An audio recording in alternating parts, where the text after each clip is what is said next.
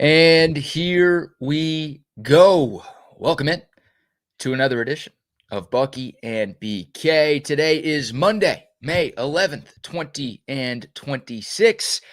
And the Buck and I are not with you for the next 2 hours. The Buck is taking a personal day. We call it load management here on this show. He's really just upset that he didn't call for the crazy storms that we had overnight, and he's too embarrassed to show his face today. That's the real reason Bucky is not on today's program. But in his stead, you know him very well. The man, the myth, the legend. Double R, Rodney Rodriguez of Dirty Air Sports and Revved Up Racing ATX, filling in for the Buck today. Double R, how are you today, my friend? I'm doing well, buddy, and that's what I was going to lead off with, because I know that Bucky always goes to weather, and I'll tell you, if you were in the Williamson County spot like I was, man, we had lightning, a little bit of hail. There was a little bit of hail, some rain, thunder. I mean, a little bit of everything, but what a beautiful Monday. It's perfect. A little cooler in the morning, a little cooler in the afternoon. I mean, you can't. I don't know. So the Buck missed this. You say he didn't get this weatherism right? There was no prediction for what we had last night. And I'm in Travis County, South Austin, Texas, kind of in the Sunset Valley, Oak Hill part of town. And we got the same thing, thunder and lightning and heavy winds and heavy rain and a little bit of hail down here too. Saw some trees down this morning. Neighbor's trash was right in front of my room. That's always a good thing to see. It was pretty crazy around Central Texas last night. So hopefully everyone's okay. Hopefully you've got power. And hey, Qualis Roofing and Construction. And if something happened to your roof, or you just want to make sure that your roof is okay after the craziness of last night. But yeah, that was pretty wild. You know, it's April showers are supposed to bring May flowers. April showers have brought more May showers here to Central Texas this year. Sunday night really felt like to me like Memorial Day weekend in May, because Memorial Day weekends when you get that, because like for me that's marathon race day, you know, watching the Indy 500 and all that, and you can always count on that evening you're going to get some kind of hellacious storm.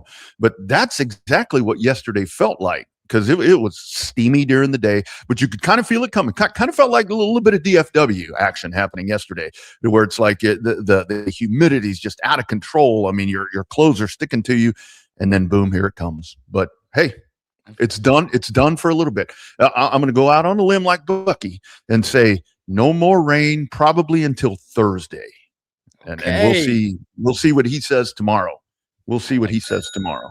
Filling in for the Buck. Well done there, sir. And I will replace the Buck and say good day to the soldiers at Fort Hood, Texas, the soldiers in the state of Texas, and all of those who fight for us all around the world. We appreciate your service. Thanks for all that you do for us back home. Thanks to your families for the sacrifices that they make as well. And we are the land of the free because of the brave. So really appreciate y'all for what you do for all of us. And a very belated happy Mother's Day to all of you moms out there. Hope you all enjoyed the weekend, and hopefully your children took care of you. And if you are a children of a mother, hopefully you took care of moms, or at least gave her a call yesterday. Thanks for all you do out there, moms. All right. Yes.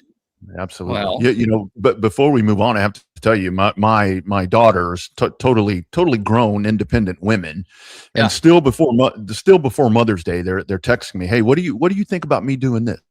And what do you think about me doing that?" I'm like, look, I'm going to tell you to stay home and watch NBA basketball and watch NASCAR and watch golf, even live. So whatever you think you want to do for your moms, do it. Absolutely do it. Yeah, it's funny. I mean, that's the way my dad treats Mother's Day too. He's like, it's not my mom. So, you know, I did go down to Houston. One of my sisters, my girlfriend, and I, we went down to Houston yesterday, and my dad did pick up the tab on the Mother's Day brunch, which I'm grateful for that. But in terms of gifts, in terms of what to do, I mean, even when we were kids, it was annoying. It's like, I was like 6 years old, and my dad's like, figure it out. It's like, what do you mean figure it out? Like, you got to take me to the store. I don't have any money. I can't drive. You got to like at least let me pick out a card or some flowers or some chocolates or something. He's like, it's not my mom. So that's always been his bit. So like, hey, it's Mother's Day, your mother, you figure it out. So credit to you for following. I reminded them both, BK. I'm like, look, I don't know what you're going to do today, but I can tell you what's next month. Father's Day. Yes. That's next month. Now Remember that I that. some ideas. Yeah, absolutely. Exactly. Well, a lot to dive into in the world of sports and beyond. We'll talk plenty about Victor Wembanyama's Game 4 ejection last night in Minnesota. That series now tied at 2 games apiece. Of course, we'll get some Longhorn baseball conversation. Legendary lifetime Longhorn Greg Swindell will join us in hour number 2, as he does each and every Monday during Texas baseball season. Got some Longhorn football conversation to dive into as well. But we'd be remiss if we didn't start a Monday show giving a shout out to the Texas softball team. They took home an SEC tournament championship over the weekend. The Longhorns winning 3 games in 3 days, culminating with a 7-1 victory in the SEC tournament final on Saturday against the Alabama Crimson Tide.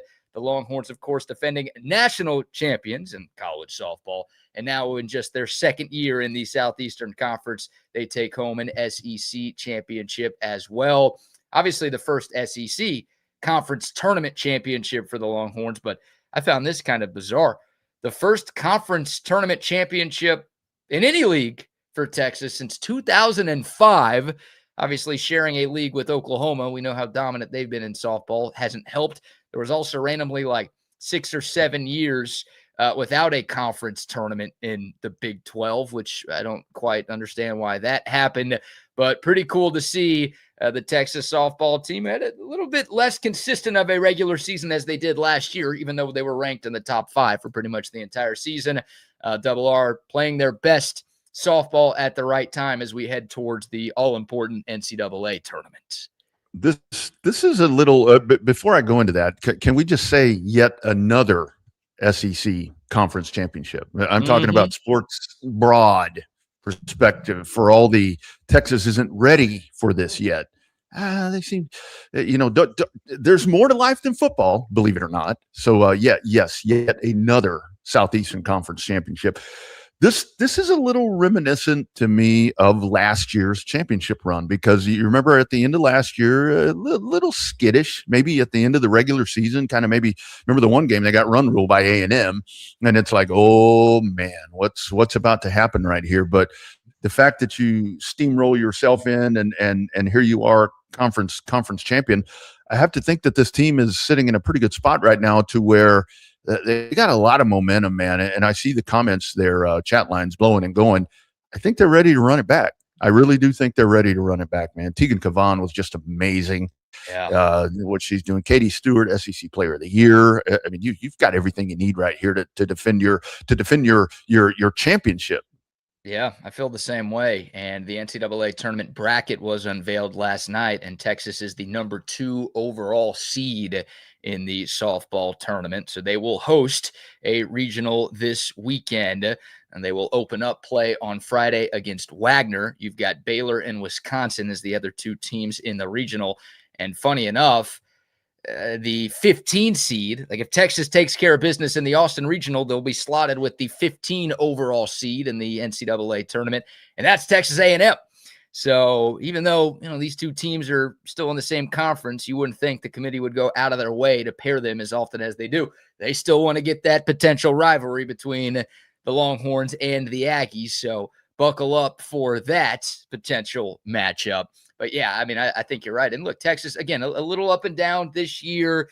They were number 1 at the start of the season, but faltered at times. And they were just the 4 seed in the SEC tournament, so finished 4th place during the regular year. But they've got more quadrant 1 victories than anybody else in the country. So they are battle tested. They played an elite schedule. Yeah, they lost a few more games, but they also beat some really, really good teams. And again, that Alabama squad, who they beat on Saturday, is actually the number 1 overall national seed. So I'm sure there's some Texas fans like, wait, we literally just beat them for the SEC championship. Why are they number 1 and we're number 2? I'll say this. There's not a great history of teams seeded number 1 overall in softball who have gone on to win the national championship. It's kind of like the preseason number 1 in football, where it's like, it's cool. Everyone likes you, but there's sort of a curse and a bad omen that comes along with it. So I've got no problem with Texas being number 2. But it's funny, like even in a little bit of a rockier Texas softball season, they still find a way to win the SEC tournament championship, and they're the number 2 overall seed. And like you said, Double R, you've got a pitcher like Tegan Cavan who had 12 strikeouts on Saturday. You've got Katie Stewart, who hit her 25th home run on Saturday. I mean, Reese Atwood is one of the best players in program history, is still on the team, and Caden Henry and Leanne Good and Viviana Martinez. Like, you've got so much of the players back, so many of the players back from last year's team that obviously got hot at the right time and won the national championship, where you feel like this team really does have a legitimate shot to repeat as champs. And it seemed like a pretty simple concept going into the weekend for UT to win a game in the series, and that's going to keep you in the top 8 seeding, national seeding. But they did it emphatically, and that's what gives me a lot of confidence moving forward, that this team, this team is jacked. This team is loaded and ready to go. So them taking care of business in the manner that they did it, and with the Alabama thing, I'm with you. I was totally not disappointed to see Texas as the number 2. I think a lot of that was, this is, say what you want to say, but it really is good entertainment, where you lock in the fact right there, if Texas can get through Austin, that's going to possibly put you against Texas A&M. So, but this is where, when it comes to baseball and softball, and we talk about baseball later, as you mentioned, Greg Swindell joining us at the top of the second hour, but to where it's like, setting up these matchups right here, it makes it more entertaining as a Texas and an A&M fan. And those are huge fan bases. So that's going to bring more attention to this. But you can't sleep on somebody like Wagner. Because we're sitting here. Look, Robert Wagner's coming in here, the actor from Heart to Heart. That dude's coming in. Is coming into McCombs Field. Don't sleep on that dude. Remember what he supposedly did to his wife on that boat.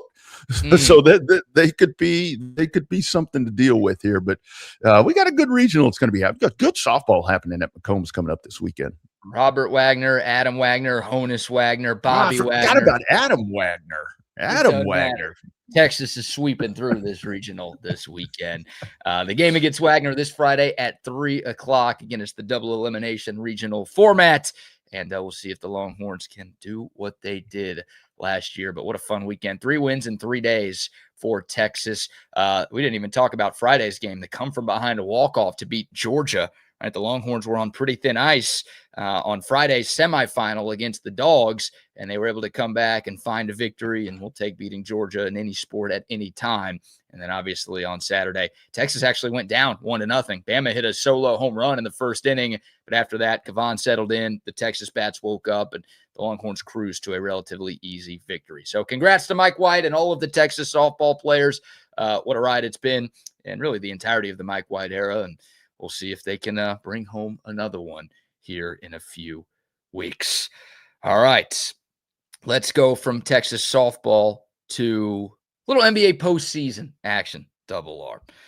Yeah. Last night in Minneapolis, the San Antonio Spurs dropped Game 4 of their second round Western Conference Series, 114-109 at the final.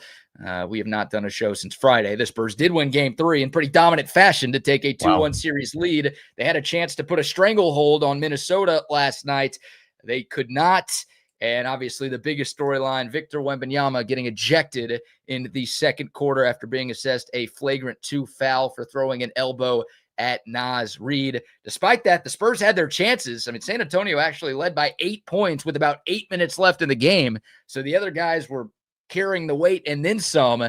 But down the stretch, when your star player is not out there, Wemby's presence is felt on offense, but obviously it's felt on defense too. And Minnesota was able to get some easy buckets. They were able to get some second chances, and they were able to make the big shots down the stretch, especially Anthony Edwards, who was fantastic. And the Wolves find a way to even this series.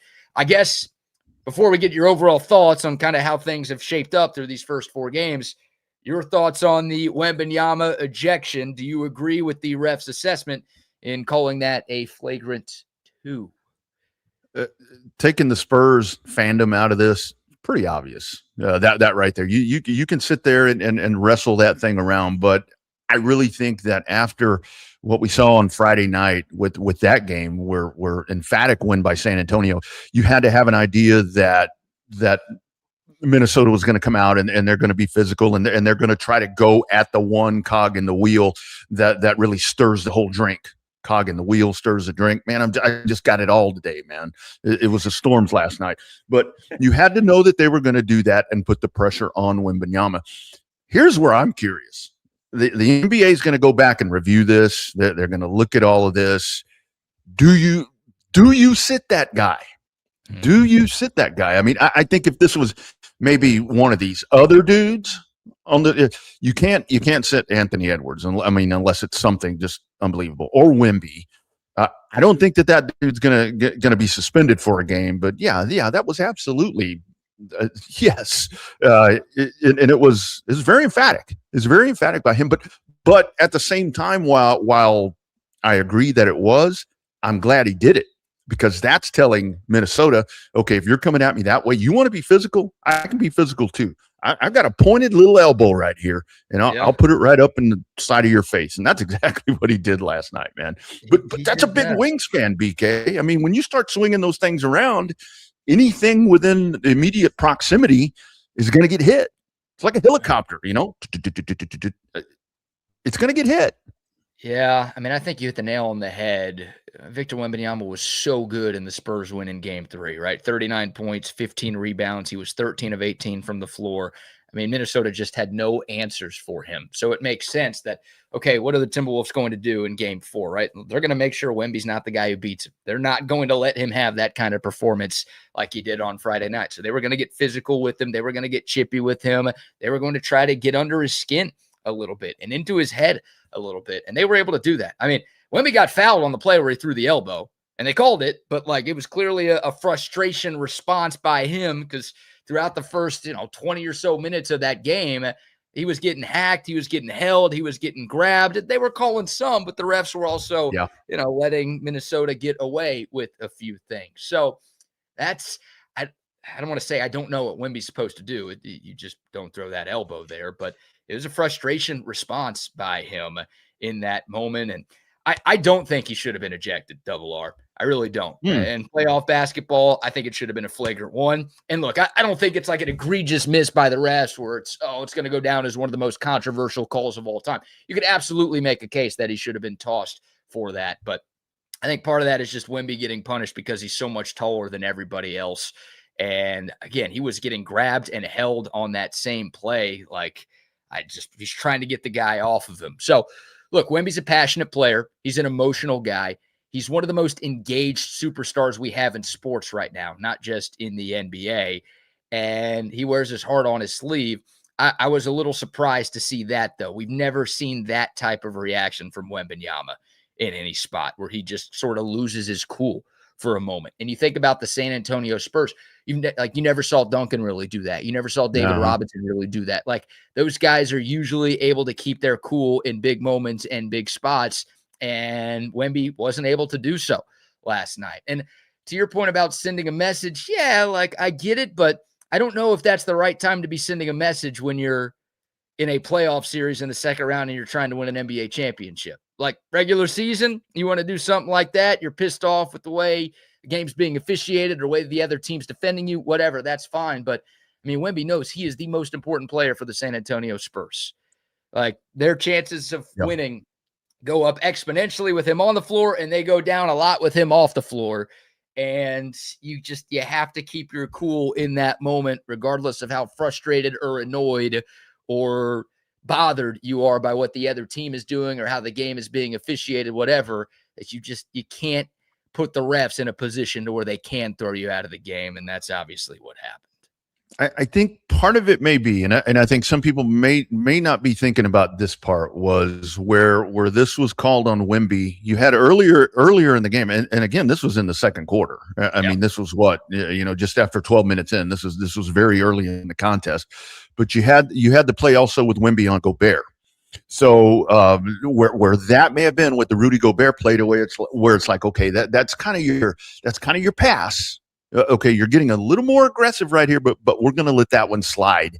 And then the fact that this one was a little more, I mean, I use the word egregious, but I think it really was where something just happened in Victor Wembanyama that hasn't happened yet, and we saw it there. And maybe that is sending a message, that this is another element of his game. But that's where as this happens last night, the two incidents both, which the youth of the Spurs has been much of the conversation going into the playoffs. Is this team too young? I mean, are they ready for this part?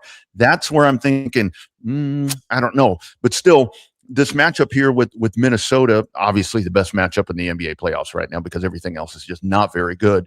But if you're the Oklahoma City Thunder and who are sitting there ready to move on to the next round tonight, if you're sitting there watching that, you think where Oklahoma City has had trouble getting by San Antonio, with San Antonio just dominating the season series, you have to be thinking, okay, maybe that's the element that we need to do. But BK, I mean, the supporting cast, if you want to call it that, with Harper and Fox and Castle, these guys were all in double figures yesterday. You mentioned that the Spurs were still in a position in the fourth quarter to win this. So as a Spurs fan, you look at that and you're like, okay, this can still work out. This here is going to be the ultimate test getting through Minnesota. Not discounting Oklahoma City, but the Spurs have figured out something with OKC that I still take them in that series if they get to play the Thunder. Yeah, well, they got to get through Minnesota first, and now this is a best of three, and the Spurs have home court advantage, so 2 of these final 3 games will be in San Antonio, and I still think the Spurs are going to win this series. I don't think Victor Wembanyama will, and I don't think he should be suspended for the elbow that he threw last night. I mean, an ejection to me was more than enough, but I think that should be enough. And we're talking about a player in Victor Wembanyama who doesn't have a history of doing this, right? Like, it's different if you're Draymond Green and you do something like that. Although maybe Draymond's not a great example because it feels like that guy gets away with murder every time he's on the court. But you get my point. Like, Wemby does not have a history of being a dirty player, of taking cheap shots at guys. Like, that's not really in his nature. So because of that, I don't think the NBA is going to feel like there's a need to add any additional punishment. If they do, then okay, all of a sudden, I'm not sure I'm that confident in San Antonio winning this thing, but I feel like Wemby's going to play. I still like San Antonio to get through this one, but yeah, they are being tested right now. And you talk about the experience. San Antonio doesn't have much of that in the postseason. Minnesota's been to the conference finals in back-to-back years. They're trying to make it 3 in a row. So they've been here. They know what it takes to win at this time of the year and at this level of basketball. You knew they weren't going to go down without a fight. But ejection or not, if you told anybody yesterday that Wembanyama is going to give you 4 points, you would have said, well, the Spurs are going to lose the game. And that's what happened. Wembanyama gave you 4 points last night. Obviously, he only played 12 minutes, and the Spurs lost. So they're going to need more than 4 points from their superstar player, who's now at a couple of duds in this series. Yeah. Again, he's so young. It's his first playoff run, but we all know that, like, your legacy as an NBA superstar is defined by what you do in the postseason. Wemby's had some amazing games. Again, game 3, he was unstoppable out there. But, like, he's got to be more consistent with his performance, and obviously he can't let his emotions get the best of them, because if the Spurs do want to win an NBA championship, they need that guy on the floor and playing at his peak. And the thing about it is, this is where if you're a Spurs fan, you're extremely optimistic, because, like I said, I think they're about a year and a half ahead of where I had them charted to be right now. I didn't see the run. I didn't see a number 2 seed in the West. I mean, especially in a West that is just so loaded and competitive all the time.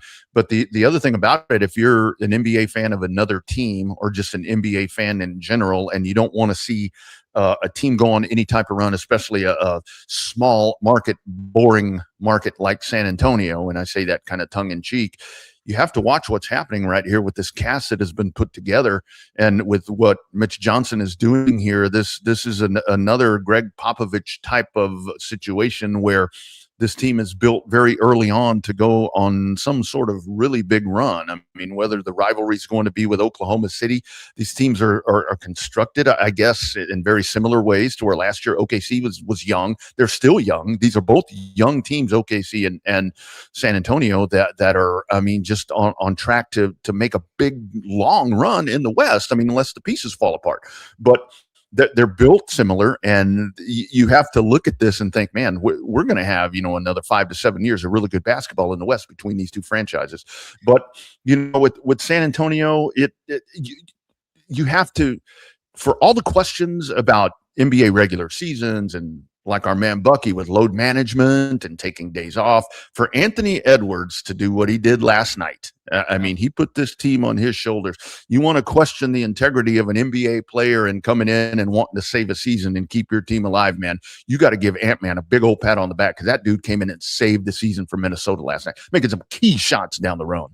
Yeah, he was incredible, and give him some credit, right? He was obviously dealing with an injury that he suffered in round one. We weren't sure if and when he was going to play at all in this series, and that was obviously a big shock when he was on the floor in game one, but, dealing with the minutes restriction in the first two games in San Antonio, and then, games 3 and 4, he was used a lot, and, last night he was the best player on the floor by far. Took over in the fourth quarter, 16 fourth quarter points for Ant-Man, and he was going back into the tunnel to get oxygen during timeouts. I mean, he was using everything that he had last night. And he played 40 minutes. That minutes restriction is done. He had 36 points for the game. He was sensational. He's one of my favorite players to watch. Obviously, if your team is going against him, you don't enjoy him at all, because he's really freaking good and he's a nightmare to defend. But man, he is a joy to watch. He's such a great athlete, but he's crafty. He's creative. He can score at all three levels. And San Antonio is a great defensive team. Again, without Wemby, they're not as great of a defensive team. So it helps, when Anthony Edwards and anybody, they're able to get downhill a little bit more when Wemby's not on the floor. And Minnesota got some big offensive rebounds as well down the stretch to give themselves some second opportunities. But Minnesota, I know you're talking about Spurs Thunder, and I agree. Like, those two teams are both going to be good for a long time, but don't sleep on this Minnesota team, man. Like, they came to play. They are not backing down. They've already won a game in San Antonio, so they've proven they're not scared of that kind of environment. Again, I still think the Spurs are going to win this series, but would it shock me at all if Minnesota is able to find a way to get this thing done? No. It's a great team, again, that is battle-tested, and they've won some big games with their core that they've got. Chris Finch is a hell of a coach. And, in Game 5, they are going to do what they did in Game 4 to Victor Wembanyama. Yeah. It's not like, we got him ejected from one game, so we don't need to be physical. We don't need to body him up. We don't need to rough him up. Like, that's good. Message sent. We're all right.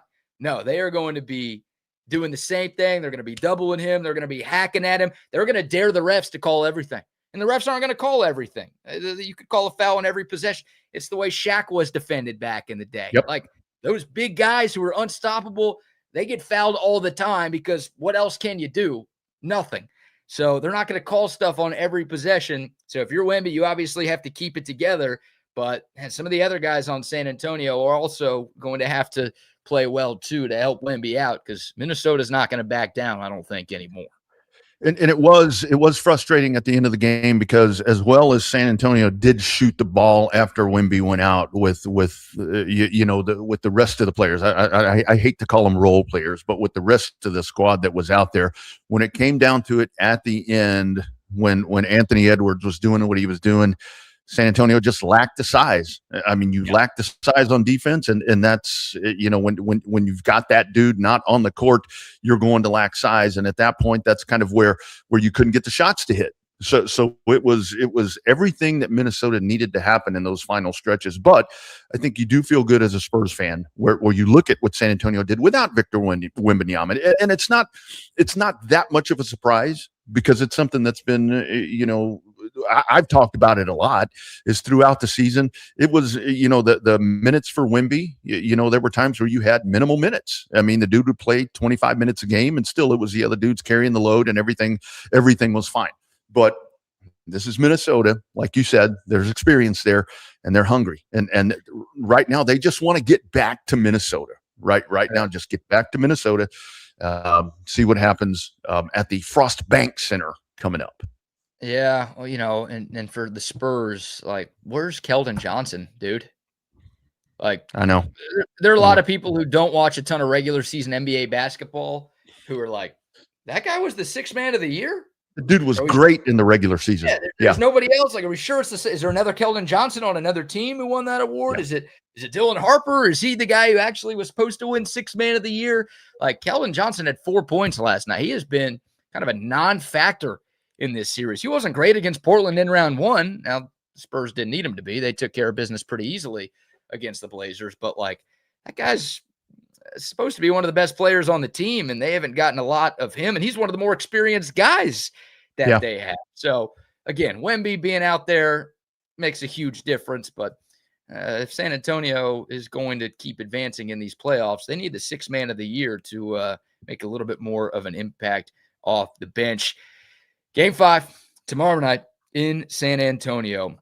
Real quick, I know we've kind of moved off the flagrant 2 conversation, but I did want to let you and the people hear from Mitch Johnson after the game last night. A little back and forth, a couple of questions, a couple of answers in the post-game press conference.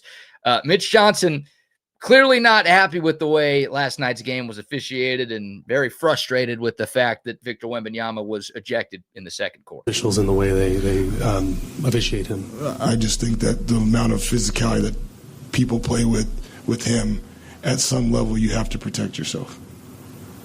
Every single play on every single part of the floor, people are trying to impose their physicality on him. I get it. We get it. That's part of the game.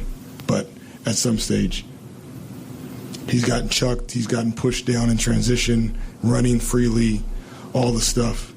He doesn't complain one time. We don't complain because we're just going to play. We don't really give a shit, excuse my language. But at some stage, he should be protected. And if not, he's going to have to protect himself. And unfortunately, stuff like that happens. Do you think his, in protecting himself, his reaction was in frustration then? No, I think it's in getting hit on every play. And so at times you have to create a lead, get a rebound, get a catch, try to stop them from scoring, protect the ball. And so it's gotten to the point I don't know what else to tell him. We've tried to give him fundamental direction on how to deal with it. And at times it seems like that's not enough. So there's Mitch Johnson, who says we don't complain about the refs, and then he's spending an entire minute complaining about the refs. And it sounds like he described frustration. He was asked if it was a frustration foul on Wemby's part, and he's like, no, it's not frustration. But he described a bunch of things that would lead to frustration. It was a frustration moment. And I think Mitch Johnson's right. I think Wemby has the right to be frustrated because, again, he gets hacked all the time, and way too often stuff doesn't get called. But you've got to keep your composure a little bit more in that spot in the postseason. And one thing, I'll give Wemby credit, like he doesn't complain to the refs. You think of other superstars, you think of Luka, you think of LeBron, you think of Jokic, you think of a lot of guys. It feels like they spend the entire game like palms up to the referees, wondering what happens. I do appreciate that about Wembanyama, but I'd rather have a superstar who complains to the refs than one who's throwing elbows and getting ejected at a playoff game. So he's got to find a way, and I think he will. It's part of the learning experience for a young player, but he's got to find a way to just not let that stuff get to him, and because his team just needs him on the floor. Well, and I will say I don't want him to become a flopper unless he gets more meat on those bones, because it's like, you know, with all of that taking tumbles, one of those little twigs is going to break at some point, and you don't need to be doing that intentionally. But, you know, the other part of it is, and he doesn't, he does not complain, but give him time. He'll figure it out. He'll figure it out. But with the whole, and again, I am not one to defend an NBA official at all. I mean, I think it's garbage most of the time. But the other thing about it is when you have a guy like this, if you're an official, I mean, we talk about defensive players. How do you guard this guy? I mean, because he's capable of doing so many different things. If you're an NBA official and you see this dude out on the court, it's like, I mean, and then the physical stuff, you know, this league has just gone to where they do play Wemby. Most teams do play Wemby, like, you know, some of the glory days that we talk about with those NBA, you know, where it was rough and tumble, but it's solely on him. But how do you officiate this dude? Because he's capable of doing so many different things, and he's just so the mass as in this and that. He's just so big. A generational player like this, so many things have to be learned about him. How do you guard him? How do you officiate him? I think that's one of those things. But yeah, for Mitch Johnson, yeah, we don't complain. Complaining. Yeah. No, that's exactly what that was. So look, he's sticking up for his players, but hey, no problem with that. You can't say no problem with that. we're near complaining, but whatever. All right, so we digress. Game 5 tomorrow again in San Antonio. Before we get to some of the other NBA playoff action from the weekend, we've got some Longhorn baseball to talk about, some Longhorn football, some SEC football chatter to dive into as well. We'll give our first round of sponsor shout-outs. Double R, I see you're rocking a Sue Patrick lid this morning. Shout out to our great friends at Sue Patrick. I got this guy right now. Yeah, you want to really rep the Texas Longhorns. Hey, softball regional starting on Friday. You want to rep your fandom louder than anybody else at Red and Charlene McCombs Field. You show up with this guy right there. Sue Patrick, they've got hats as crazy as this. They've got hats like Double R wears. You see the hats that the Buck and I wear. They've got the polos, the shirts, the jerseys, the shorts, the flip-flops, the accessories. I mean, any Longhorn thing that your burnt orange heart desires, you can find at Sue Patrick on 5222 Burnett Road. Tons of free parking as well. If you don't want to leave the house, you can shop online. They're open 24/7 online, SuePatrick.com. Oh, free shipping on orders over $59. And, of course, all of the great accessories and gifts and women's clothing. They've got something for everyone at Sue Patrick. Shout out to them. Also, a shout out to the Altstadt Brewery, the best beer in the world. Had some Altstats yesterday, watching some golf and some basketball and some baseball and a little bit of hockey. There's a lot going on, and there continues to be a lot going on in the world of sports here throughout the spring and into the summer. You need a great beer to accompany all of your sports watching. That is Altstadt Beer, brewed locally in Fredericksburg, but easy to find all across the great state of Texas. Tons of great brews. I was drinking the lager. Hell, where was I? Last week, Waterloo. Got dinner at Waterloo Ice House in Austin. Got me the Hefeweizen on tap at Waterloo. Love the Altstadt. Tons of different brews. Something for every beer drinker out there. Go get you some the next time you're at your favorite restaurant or bar or grocery or liquor store. It's Altstadt Beer. No impurities, no regrets. And we talked about Game 5 in San Antonio tomorrow. If you want to go to that game, Centex Tickets has you covered. The Austin Regional coming up for Texas softball. You want to go to one of those games? Centex Tickets has you covered. Texas baseball wraps up its regular season this weekend against Mizzou. You get my point. Any sporting event, any concert, any festival, any comedy show, any live thing all around the great state of Texas. If you want to be there in person, head over to centextickets.com and use our promo code CENTEX10. If you type that in at checkout, you are going to get 10% off of any ticket purchase from our great friends at centextickets.com. All right, Double R. You mentioned it earlier, man. The other playoff bad basketball, isn't it? Jeez. Yeah. I mean, I know Spurs fans would like to be up 3-1 or would like to have already completed a sweep over Minnesota, but if you're just a neutral NBA fan, you're pretty grateful that the Spurs-Wolf series is going the way that it is, because the other 3 series in the association aren't giving us a whole lot. I will say the Detroit-Cleveland series is 2-1 with a chance to get to 2-2 tonight, so maybe that one's got some length to it. I don't know how many people are really paying much attention or caring too much about the Pistons and the Cavs, because I don't view either of those teams as legit championship contenders this year. But we already have one series in the books, and we've got another series that I think is going to wrap up tonight. We'll start with the one that already is done. The New York Knicks completing a 4-game sweep of the Philadelphia 76ers with a Game 4 beatdown yesterday afternoon, 144-114 the final, and the game was a laughter from the jump. The Knicks set an NBA playoff record with 11 made threes in the first quarter. They were up by 19 after the first. They pushed the lead to 24 at halftime. I mean, Philly actually outscored the Knicks by 9 points in the fourth quarter, and they still lost by 30. That's how much of a blowout this one was. The Knicks, I mean, they made quick work. This was a team that was down 2-1 to Atlanta in the first round. Since then, they've won 7 straight. A lot of them have been beatdowns. And look, I don't think they're on the same level of Oklahoma City. I don't think they're on the same level of San Antonio. But I don't think there's anybody in the Eastern Conference who is on the same level of the Knicks right now. So full disclosure, and I see some folks asking, so that this is the new Dirty Air studio. This is the studio at the Shoe, is what I like to call it. A little bit of relocating that's been going on, kind of more modern space. So yesterday I'm doing some moving around, bringing some stuff in, getting all set up to work with you this morning.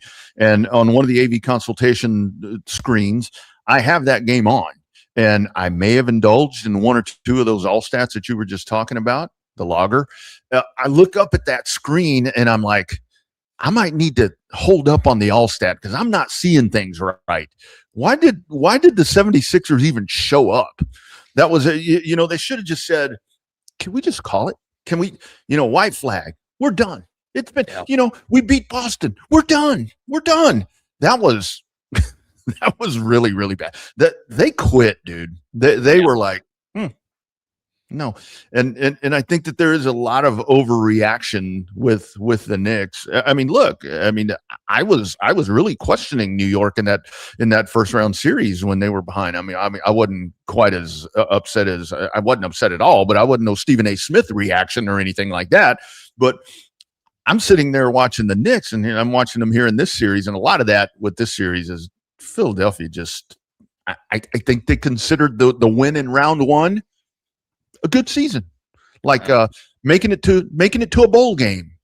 You know what I mean? Looked like a 6-win bowl team is what Philadelphia looked like yesterday. Yeah, you had Joel Embiid after the game. I didn't cut up the sound, but I heard it and I couldn't believe he said it. He said, "I know we lost, but for me, this was a success." What? Like, really? Like winning a play-in game. And I know it was a huge upset over the Celtics, and nobody thought they were going to get it done. And they were down 3-1 and came back to win that series. Like, that's all impressive. But getting swept and embarrassed in your home gym by the Knicks. Hell, there were more Knicks fans in the crowd yesterday than there were Sixers fans. Like, how is that a success? How are you a superstar player, a guy who's won an MVP, who's been in the league? It's not like a super young Philadelphia team that's like, oh, no, this was year one of their core being together, and it's like, oh, all right, like, the future's bright there. It's, you got Paul George, who's old, you got Joel Embiid, who's not old, but his body is old. He's already breaking down. It feels like he misses half the season every year. Like, I just don't understand. Even if they lost this series in 6 or 7, I'd be like, how could you possibly think this is a success? But getting swept in the way you got swept yesterday, that was pretty pathetic right there from Joel Embiid. It's a very low benchmark, apparently, that the Philadelphia 76ers have set for themselves, kind of like the Pittsburgh Steelers. Don't have a losing season, get to the playoffs, and get run off the field. I think that's what's happening in Philadelphia. And the thing about it is that's their core. I mean, that's what they're going to be doing for the next couple of years at least. And it's just this goes back to the NBA thing, to where a lot of, the NBA loses viewers and loses interest because you have stuff like this happening. But again, I'm not going to be on the overreaction that the Knicks are this good. Yeah. I think it was just the fact that Philadelphia is easily satisfied, which a lot of us are easily satisfied, but easily satisfied. And it's just whoever wins the East is probably going to get beat up pretty good in the finals with whoever comes out of the West. The West is just so good. I think you're right. And the Knicks caught a break getting the Sixers. Now, look, the Knicks could have beaten the Celtics too. And if you want to use the transitive property and say, well, the Sixers beat the Celtics and the Knicks swept the Sixers, so they would have taken care. Boston's a better team. I think they would have given New York a much tougher challenge.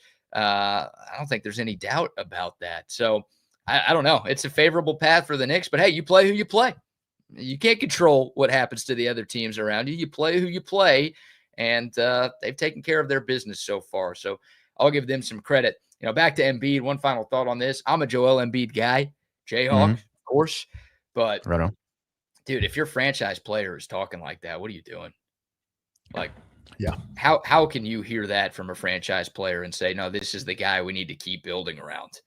I mean, your team, he's never gotten past the second round, so this isn't that hot of a take. But if your best player is talking like that, your team is never going to come close to winning a championship. And he had his kid up there at his press conference, like as a human shield, like, you guys can't be mean. You can't question anything I say. My kid's right here. You're not going to be rude or disrespectful to me. I'm holding my son right now. It's pathetic. It's embarrassing. And if I'm the Sixers, I'm trading Joel Embiid. I know you're not going to get as much as you would probably like, considering the resume that he has. I can't deal with this guy anymore. Tyrese Maxey's a superstar. You could build around him. You've got some other young pieces. VJ Edge come out of Baylor, the rookie, looks like the real deal. He's a nice building block too. You're not going anywhere with Joel Embiid as your best player. I would have said that before yesterday, but that press conference to me is like, that's the nail in the coffin right there. That's the final straw. I ain't having that for my best player. Ridiculous. Yeah. So, yeah. Time for the Sixers. Time for the Sixers to go steal Mike Brown. Make him your coach. There you go. There you go. He'll fix it all. Doing that in New York, I guess. Yeah. I guess so. It was Thibodeau. It was Tibbs, wasn't it? But yeah, that's the thing. When you're trying to build, and the thing about it is, like we've been talking about with Oklahoma City and San Antonio and Minnesota and everything in the West, Denver. I mean, all of these different teams. Who is going to step up and become that team in the East? Like I said, I'm not sold on New York. I thought it was going to be Boston. That was a huge upset. I mean, it seemed. I had it written in Sharpie that it was going to be Boston in the NBA Finals, and somehow they found a way to stub their toe against Philadelphia. Who makes that step, and who builds like what they're doing in the West coming out of the East? Because that West ain't going away. I mean, hell, there's probably going to be another franchise. I mean, look, teams are about to get a hell of a lot better with this draft class that's coming out right now, and find building blocks. Who does that out of the East? Not with a mindset like Joel Embiid has at Philadelphia. It's a great question. And I mean, I was born in 1994 RR. I guess the very early stages of my life, the Bulls were running the league and they were in the East. But like basically for my entire basketball memory, the Western Conference has been better than the East. And that's still the case right now. Like I'm 32 and that's still the case. Like you said, I mean, the Thunder are the best team in the league. We know this. They're not going anywhere. The Spurs are the second best team in the league. It feels like they're going to be around for a long time. Like it feels like all of the best teams are in the Western Conference. Again, it's deeper, it's more competitive, it's more talented. And I just, when is that going to change? Is that ever going to change, or is that just a fact of life that the Western Conference in the NBA is better than the East? I don't know. And I hear a lot. It sucks when you're a fan of the three Texas teams that are all in the West. It's like sucks. Every year you got to go through a gauntlet while you watch the East. Just, man, if LeBron's not there, which he's in the West now, that's all you got. Well, and I hear a lot of conversation about to where it's like, okay, the basketball in the East versus the West is so different. Yeah, because all the good teams are in the West. Right. I mean, you have very competitive basketball over there. And then you have in the East, you have these. I mean, look, at one point I thought Detroit. And that's, you mentioned this a while ago, BK, to where it's like, oh, that other series, Cleveland and Detroit. I mean, you can ask people about series right now, and it's like, okay, the Knicks have moved on, the Thunder, the Spurs, all the. Oh, by the way, the one Eastern Conference series it is 2-1, it's those teams. That's just the way the East is perceived. Yeah, it's just the other conference. I don't think anybody, even like, is there any diehard Eastern Conference fan? Is it like the SEC or like, oh, I'm putting on for the entire? I don't think anybody really cares to do that in the NBA. But no one in their right mind thinks the East is better than the West. And again, it's just kind of been that way my entire life. So it's the way it is right there. But speaking of the West, look, I'm sitting here telling you I think the West is really good, and I think Oklahoma City's about to dispatch of the Lakers pretty easily tonight. You give the Lakers any chance to at least make this thing a gentleman's sweep, or you think LA puts up the similar lack of fights that the Sixers put up yesterday? I honestly hope that Oklahoma City finishes this thing off tonight, sweep it, have a lot of time off, because if the Spurs win, the Spurs are going to be battle tested. And you know what they say about those long layoffs and all that stuff? Maybe that will affect Oklahoma City. That's kind of the solace that I'm taking into this, where hopefully they finish this thing off and they're going to have a lot of time off. They're a little laxed if they play San Antonio, because that's good. Game one will be at OKC. San Antonio can steal that, and we get into the home court advantage thing that the Spurs are dealing with now with Minnesota. But again, that's a big if. Yeah. And you know what Mike Tomlin says about if.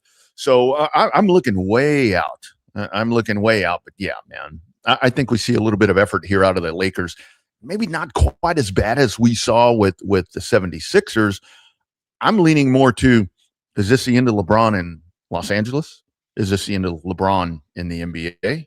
Oh, That's no. the question I get at the end of this series, to be honest with you. We Oh, go we're into that. we're turning into We still first got all take this great here. basketball to go, and it's going to be about LeBron. It's going to be about LeBron, right? It always is. All the talk shows, all the national shows are going to be asking that same question right there. And look, this series would obviously be more competitive if Luka Doncic was playing. So I guess the Lakers have that excuse. I don't think they'd be winning this series, but I think tonight you'll see a white flag race. I don't think LeBron wants to get on another plane, dude. Like, I know. Yeah. if the Lakers do win and they're 10.5-point dogs tonight, so they're not expected to win, I don't even know if they're going to be all that happy to win. No one's ever come back from 3-0 down in the NBA. And it sure as hell isn't going to be against this Oklahoma City team where it happens for the first time. So you give LeBron some truth serum right now. I think you say, yeah, you know what? I'd rather just stay here in LA, lose this game, call it a season. Yeah. I'm home. Let's just call it done. Let me deal with my other stuff. Let me deal with my production companies. Let me go make some money.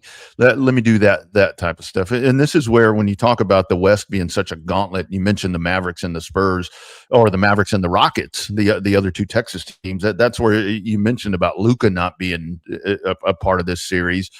There's a couple of Lakers that haven't been fully a part of these playoffs. If you're a Rockets fan, it's like, how did we not win that? Talk about Boston. If you're Houston, how do you not beat the Lakers? Well, the frustrating life of a Rockets fan.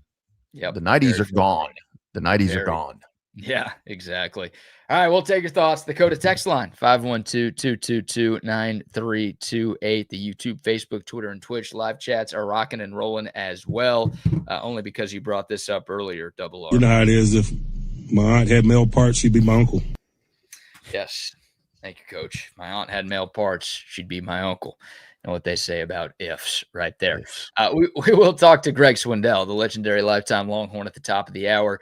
We'll get his thoughts on Texas baseball's disappointing weekend at Tennessee. Got some sponsor shout-outs to get to in a moment. Real quick, while we wrap up our NBA thoughts, the lottery happened yesterday. And because my favorite team, the Dallas Mavericks, did not have any luck, I'm going to call it rigged. It's not rigged when your favorite it wasn't rigged last year, right? No, it wasn't rigged last year at all. No. Mavs won that fair and square. All right. This year, they moved down, and it's rigged.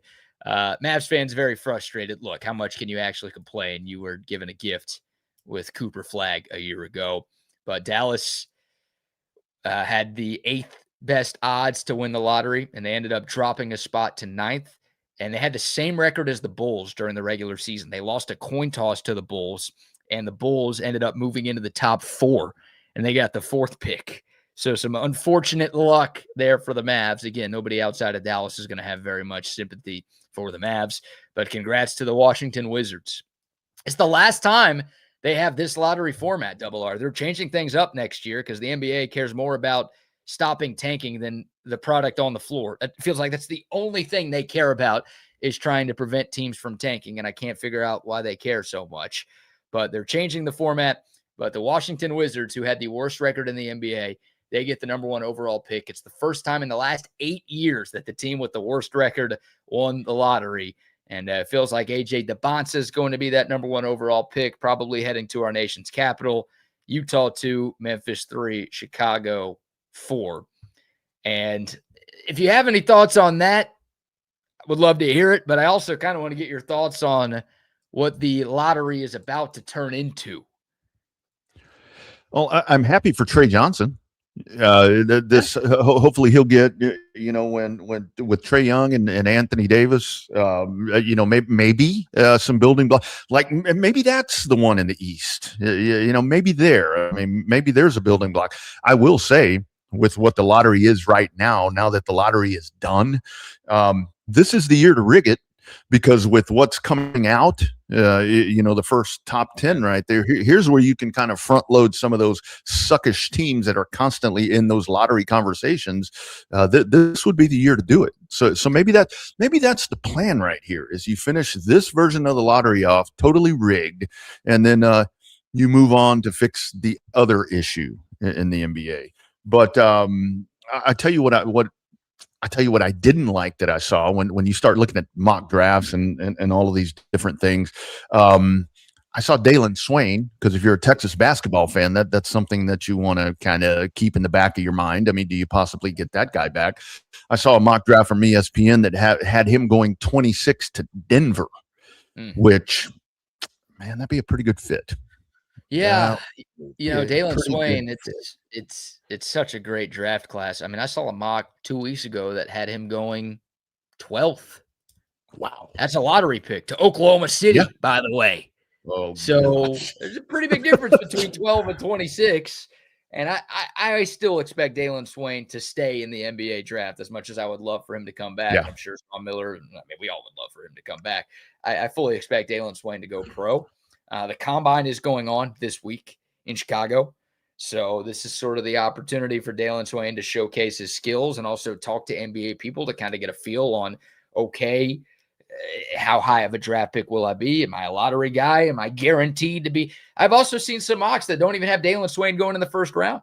So if he hears from NBA people like you're borderline first round guy, then, well, in the world of NIL that we live in, where college players can make more money than some professional athletes on their rookie contracts, then perhaps there is a chance that Dalen Swain does return to Austin. But I think he's going to have a good, strong week, and I do expect him to end up staying in the draft and end up as a first-round pick. I'd be shocked if it's 12. That'd be awesome for him if it is. But, yeah, 26 to Denver. When you do fall, you typically end up on a better team. So, you make less money, and guys like being drafted higher. You get to brag about being drafted higher. That's a really cool thing. But sometimes if you end up falling into the 20s or to pick number 30, then you're on a win now type of team to where it's going to be a lot more fun when you get there versus having to be a part of some ginormous rebuild. And, when you mentioned the kid from BYU most likely being the number one pick there to the Wizards, and back to the whole, with changing the lottery to for the tanking effect and all these different things. I mean, very rare that you're going to have Peterson, Boozer, Wilson. I mean, these guys were such a heavy draft. We see the tanking. I think this year it just became a little more obvious that it was. What were you like? You had teams in January that were like out of the picture, and it's like, all right, it looked like Philadelphia yesterday, but done for the season. And I think that's where it just came more to the forefront. The NBA finally decided, okay, we got to go in here and change something that's going to try to make it not quite as obvious. Still going to have it. You're still going to have it. I mean, it's like the low management thing. You're still going to have it. They've tried it before, and it didn't work, clearly, right? Adam Silver has made some changes. He adjusted the odds, right? The percentage chance you get to get the number one overall pick if you have the worst record in the league. We won't deep dive into it now, but the way things are going to work starting next year, next NBA draft, the teams that have the 4th through 10th worst records in the league will have the best odds of the number one pick. So they'll actually have better odds. Like the bottom 3 teams are going to have worse odds to win the lottery than 4 through 10. And the bottom 3 teams actually have the same odds as the 9 and 10 seeds in each conference. So the play-in losers. So it's pretty drastic measures right here that the league is trying. And we'll see. I don't think it's going to completely go away. But maybe it changes the way teams operate, because you want to have the 4th through the 10th worst record instead of the worst through the 3rd worst, if that makes sense. Yeah. And you know where one of the things that I always laugh about, and it's even funnier as a Spurs fan, is where folks kind of frown upon, and we joke a lot, doing these programs about load management and so forth. I mean, that was Greg Popovich.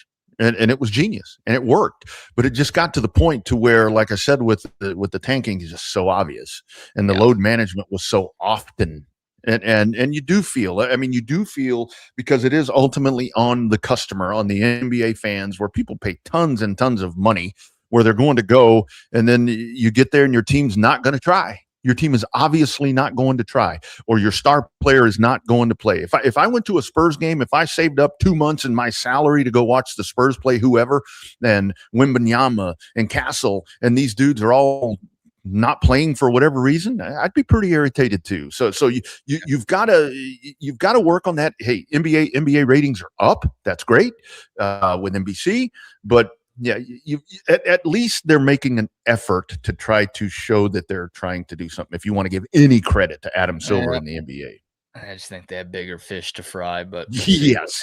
Yeah. Shout out to our guy Noe, by the way, for the $50 super chat. You are the man, Noe. Hook 'em to you always, my friend. And he sends you a double R. Good morning. I appreciate that. All right, before we chop it up with legendary lifetime Longhorn Greg Swindell, a couple of sponsor shout outs. Double R, you mentioned your AV Consultations TV setup earlier. I mean, we love AV Consultations, man. Like, they're the best in the business. If you want to upgrade your home TV setup, they are the people to call. 512-255-8678. That's their number. You reach out to them and they will hook you up. Y'all know about the 4-screen man cave that I have. You hear about Bucky talking about his 85-incher all the time. They do home theater rooms. They can do patio TV setups. They can do surround sound speakers. They do it all. You can even install a golf simulator in your home. Anything technology related, those toys that just make your home so much more fun for friends, for family, for yourself. AV Consultations can hook you up. They've been hooking up Central Texas since 1988. They've been around longer than I've been alive. Again, all you have to do is call them, and Tom McKay and his crew will bring everything to you. 512-255-8678, or go to avconsultations.com. Hey, BK, the other part about that too is once they do that for you. So in the relocation right here, I talked to Tom a couple of weeks ago. I'm like, hey, I'm going to be relocating the studio. Yeah. He's like, tell me where you need those things relocated, and I'll get them there. He gave me a date. They showed up. They got them done, and I will be calling to get one here. So they're going to take care of you the entire process. avconsultation.com. Well said, my friend. Yep, their customer service is second to none. And speaking of second to none, Early Bird CBD, the drops, the gummies, the tinctures, great products that are designed to make you feel good. It's an Austin-based company. They make products formulated with CBD. Of course, it's in the name, but the products also have a microdose of THC as well. So if you are getting drug tested at work, these products are not for you. If you're not, if your boss doesn't suck, these are for you. Take the edge off. Bucky takes them for pain relief after a round of golf. I take them at the end of a long day or a long week just to relax, unwind, sleep better. These things are fantastic. Again, the gummies, the drops, you just drop a couple of these in your favorite drink, and then boom, you're going to get the great effects of the Early Bird CBD products. Life-changing stuff. I'm hooked. The Buck's hooked. We're all hooked. I think Double R, you got some Early Bird CBD gummies coming your way. No, I got them. So let me tell you. So I was on the road for a week and a half in DFW. I had some back-to-back events and very hard, solid labor events that I was doing. I get back home. They had shown up. The CBD gummies were there from Early Bird. And man, I took one. Next thing I knew, I had slept 13 hours. Dogs licking me in the face saying, man, I'm hungry. Feed me. Get your ass up. Those things take care of business, man. Great product. Local too. Local too. Earlybirdcbd.com, promo code Bucky for 20% off. All right, see him in the waiting room. We've made him wait too long. Let's bring him on. Let's talk Texas baseball with our favorite each and every Monday. We chop it up with the legendary lifetime Longhorn Greg Swindell. Zeke, it's BK. It's Rodney Rodriguez. How are you, my friend? What's up, fellas? Y'all doing good this morning? Yeah. We're a little disappointed with what went down in Knoxville over the weekend. Two things before we start. Yes. AV Consultations is awesome. 8 years ago, we moved to Cypress. Tom McKay and the boys hooked me up down in Cypress. Came all the way down there, hooked up our surround sounds and speakers and everything, and did great with that. And a couple times came back for some adjustments. So, they do a lot of pluckers. So they were down there working on the pluckers, and I told them to get the pluck over to my house. I need you to hook me up. And also, it's too early in the morning to be hearing about Bucky's 85-incher. You caught that, Greg? Yeah. Zeke, I'm like, ugh. Yeah, that was kind of almost just disconnected here. There for a minute. An incredible feat of humanity to have something that size. Well, I can imagine. I'm just upset. It's probably I haven't heard about this thing before now. That's on the OnlyFans that the Buck has. Gardening and the 85-incher. Yeah, just dragging that thing around. Yeah. I'll tell you what. How's that for some testimonials right there? Legendary lifetime Longhorn Greg Swindell talking about AV consultations, and then the Buck 85-incher right there. That's what they could do for Sounds you. like a ballpark favorite. Yeah, exactly. Exactly. Oh, man. Well, Zeke, not the best weekend Texas baseball has ever had. Their second SEC series loss of the year. They do respond and get the Sunday win to avoid the sweep yesterday, and there was a lot of good from the series finale, but I guess just kind of some overarching thoughts from the Longhorns dropping 2 of 3 to Tennessee this weekend. Yeah, it looked like Tennessee on Friday had they had a good game plan against Dylan Volantis. They hit the ball better than any team has this season. Laid off a lot of good pitches and then hit some good pitches. So if Dylan Volantis is going to go out there and only give up 3 runs in 6 innings, he's doing his job. And they just couldn't find anything offensively. Tegan Kuntz was, he had that place electric. He had me fired up. I was jumping up off my chair. Not that I wanted to be a volunteer, but he had that game in command, in control, and Texas really didn't have any chance on Friday. Saturday got sloppy. I always say it every week. I'm not going to tweet, but I'm like, we kind of forgot how to play baseball Saturday for a little bit. Missing cutoff man, throwing the ball away after strike 3, 2 runs scoring on bunts. But you look at the end of that game Saturday, they scored some runs, got some momentum going, and then that carried over. You didn't see, though, all year really scoring runs and then giving up runs early. That's what happened Saturday and Sunday. I'm like, all right, here we go again, especially after the 4 on Sunday. But the guys rallied. Casey Borba had a great weekend, and the 2, Timo and Pac-Man, those guys had weekends, really good weekends, kind of carried the team for the most part. So you did rally, come back with a win, and that's what you can ask for. And you look at the standings this morning, they're still tied for second. They can't win. Georgia already has won the regular season title. Number 6 in the nation, 4 overall in the RPI. So I think they're a clinch to host. Now it's a big weekend against Missouri. Are you a clinch to be a national host to stay within that top 8? Yeah. Zeke, when you look at the team over the weekend, you kind of mentioned that right there. The one thing that I took out of that, I know you had changes in the rotation, with Ruger and different things and so forth, but with some of the sloppiness and the errors, that was the one thing that I took out of the weekend. At this point of the season, as you get ready to head to the postseason, how concerning is that things may go off of the rails at different points? Baseball's a crazy game, but does that concern you with some of that sloppiness that we saw? It does. I'm not sure how the turf is there in Knoxville, but the turf could have something to do with it. You saw that they're going to do something to the dish coming up at the end of this season. So, it doesn't concern me because, most of the fields you play on nowadays are turf, and Texas is going to be playing a lot. I know the SEC tournament is on turf, but no. You had Mendoza go down, so you had to switch some fielders. Sometimes you don't get your ground balls at third. Borba has to go from first to third. It's some little things that happen. Not too much worried about it, especially if you're swinging the bat and scoring runs. You don't worry about it. It's when you're not doing anything. That's one thing Texas has been really good at all season is fielding. And that's why I kind of tweeted that. I'm like, it just surprised me that it would show up at that moment. And fortunately, they were able to, like I said, rally back and play good baseball on Sunday and all the way around. They pitched good, they hit good, and fielded good. So that was a plus coming out of the weekend. For sure. Legendary lifetime Longhorn Greg Swindell joining us here on Bucky and BK. I know Rodney referenced it a moment ago, but, Ruger Riojas flip-flopping from Sunday to Saturday. Obviously, Luke Harrison. I think I said it wrong. Riojas going from Saturday to Sunday. Luke Harrison going from Sunday to Saturday. Jim Schlossnagle didn't make it seem like it was injury-related. It sounds like Ruger Riojas was working with Max Wiener on a couple of things, and they wanted to give him an extra.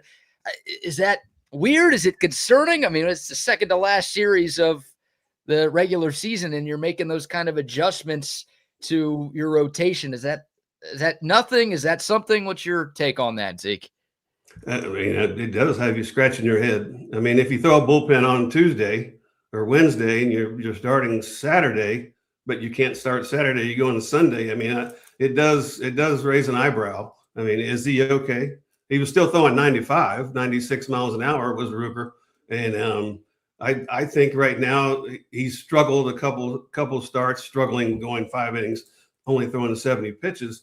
But to me, I think he's trying to do too many different things, right? Mm-hmm. I mean, if you're trying to change this guy, 4 weeks ago he was talking about being a top 5 round draft pick, and now you're changing mechanics and you're moving him back because he's sore. A lot of times it's just go back to what brought you, and just let Ruger be Ruger. He hasn't looked any different. I think the one thing I would go back and change with him, I'd tell him to get rid of that sidearm pitch that he's throwing. He threw it and gave up I think the grand slam or gave up a big hit with it on Sunday. He's just trying to do too many different things. Is Ruger, and then Luke on Saturday again left too many pitches over the middle of the plate, and that's what's going to happen. You leave the ball over the plate, you're going to get hit. So I wouldn't. It wouldn't be surprising to me if Ruger came back on a short week this week against Missouri. Wouldn't be surprised if he came back early this week and pitched Thursday. And because now you got your bell cow, you got Valanthus on Fridays. Keep him in that rotation. Keep him on Friday. You don't want to mess with him anymore the rest of the year. So that's just my thinking going ahead. And fortunately, I mean, I just don't think Ruger, there's much wrong with him. He just needs to cut it from 8 or 9 pitches to only 4 pitches. Mm-hmm. Absolutely. Focus on what works. Yep. Greg, Greg, you mentioned about Ethan Mendoza going down, but a couple of dudes. I mean, Anthony Pack, middle of the lineup right there, just continues to be tremendous, especially as such a young dude like he is. Kind of talk about that consistency right there in the lineup, and Adrian Rodriguez, kind of the process or the progress that we're seeing with that guy. I think getting him up to speed and kind of over things at this point really pivotal. Kind of address those two dudes right now. Yeah, Adrian, you still see him wincing though. You still see him every time he swings and misses. Yep. When he swings and makes contact, it's nothing. But there's obviously something there when he's only hitting from one side of the plate, right? So he's not 100%, or they just like, you're not very good right-handed. You're only going to hit left-handed, and he's proven that right now. He's hitting left-handers as good as he was when he was batting right-handed. So yeah, he's picked it up a little bit. The offense has picked it up around him, hitting the ball out of the park with power. I think the last couple of weeks he's hit his first 3. So that's good to see. And Pack, I mean, what more can you say? I didn't realize, but I looked at the batting average. He's at batting 351 now overall. So really picking it up, and especially in what they call the grind of the SEC. I mean, he's almost leading the SEC in hitting, and could be you're talking freshman of the year for sure. Him and Cozart right in there together.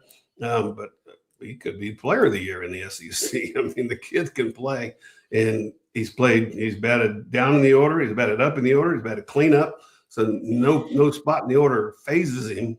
And he just goes up there and hits lefties, hits righties, and holding his own in the outfield. So, defensively, he's going to be able to get a lot better. And I had a good friend, Luis Gonzalez, always say, you just got to drive in more than you let in.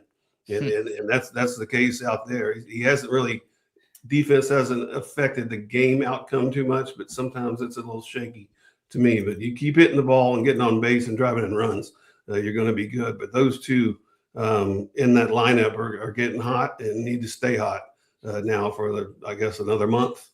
Yeah, Anthony Pack Jr. is ridiculous. I mean, he's making something that's not easy look very easy. Yeah. And freshman wall, I'm just waiting. Like, okay, when's this going to happen? When's it going to be too big for him? And he just continues every single weekend to go out and produce at a high level, and it seems to be healthy. Zeke, there's some concern, right, with the midweek on Tuesday and him basically missing the entire game. I know they brought him in late for defense, but Schloss talked about being scared to let him take an at bat in that Tuesday game. Seems like Anthony Pack is just fine, which is obviously great news for Texas fans. You're scared to let him have an at bat, and then you give him an at bat. Yeah, exactly. He's like, he talked me into it. It's like, which one is all it it? takes? Which one is it? But obviously, over the weekend, you could tell he was fine. He can swing the bat. The numbers I had him. He was 5 for 12. Timo carried that offense this weekend. 8 for 11 was Timo this weekend. Had 5 RBIs in the one game, and between them they have 27 stolen bases.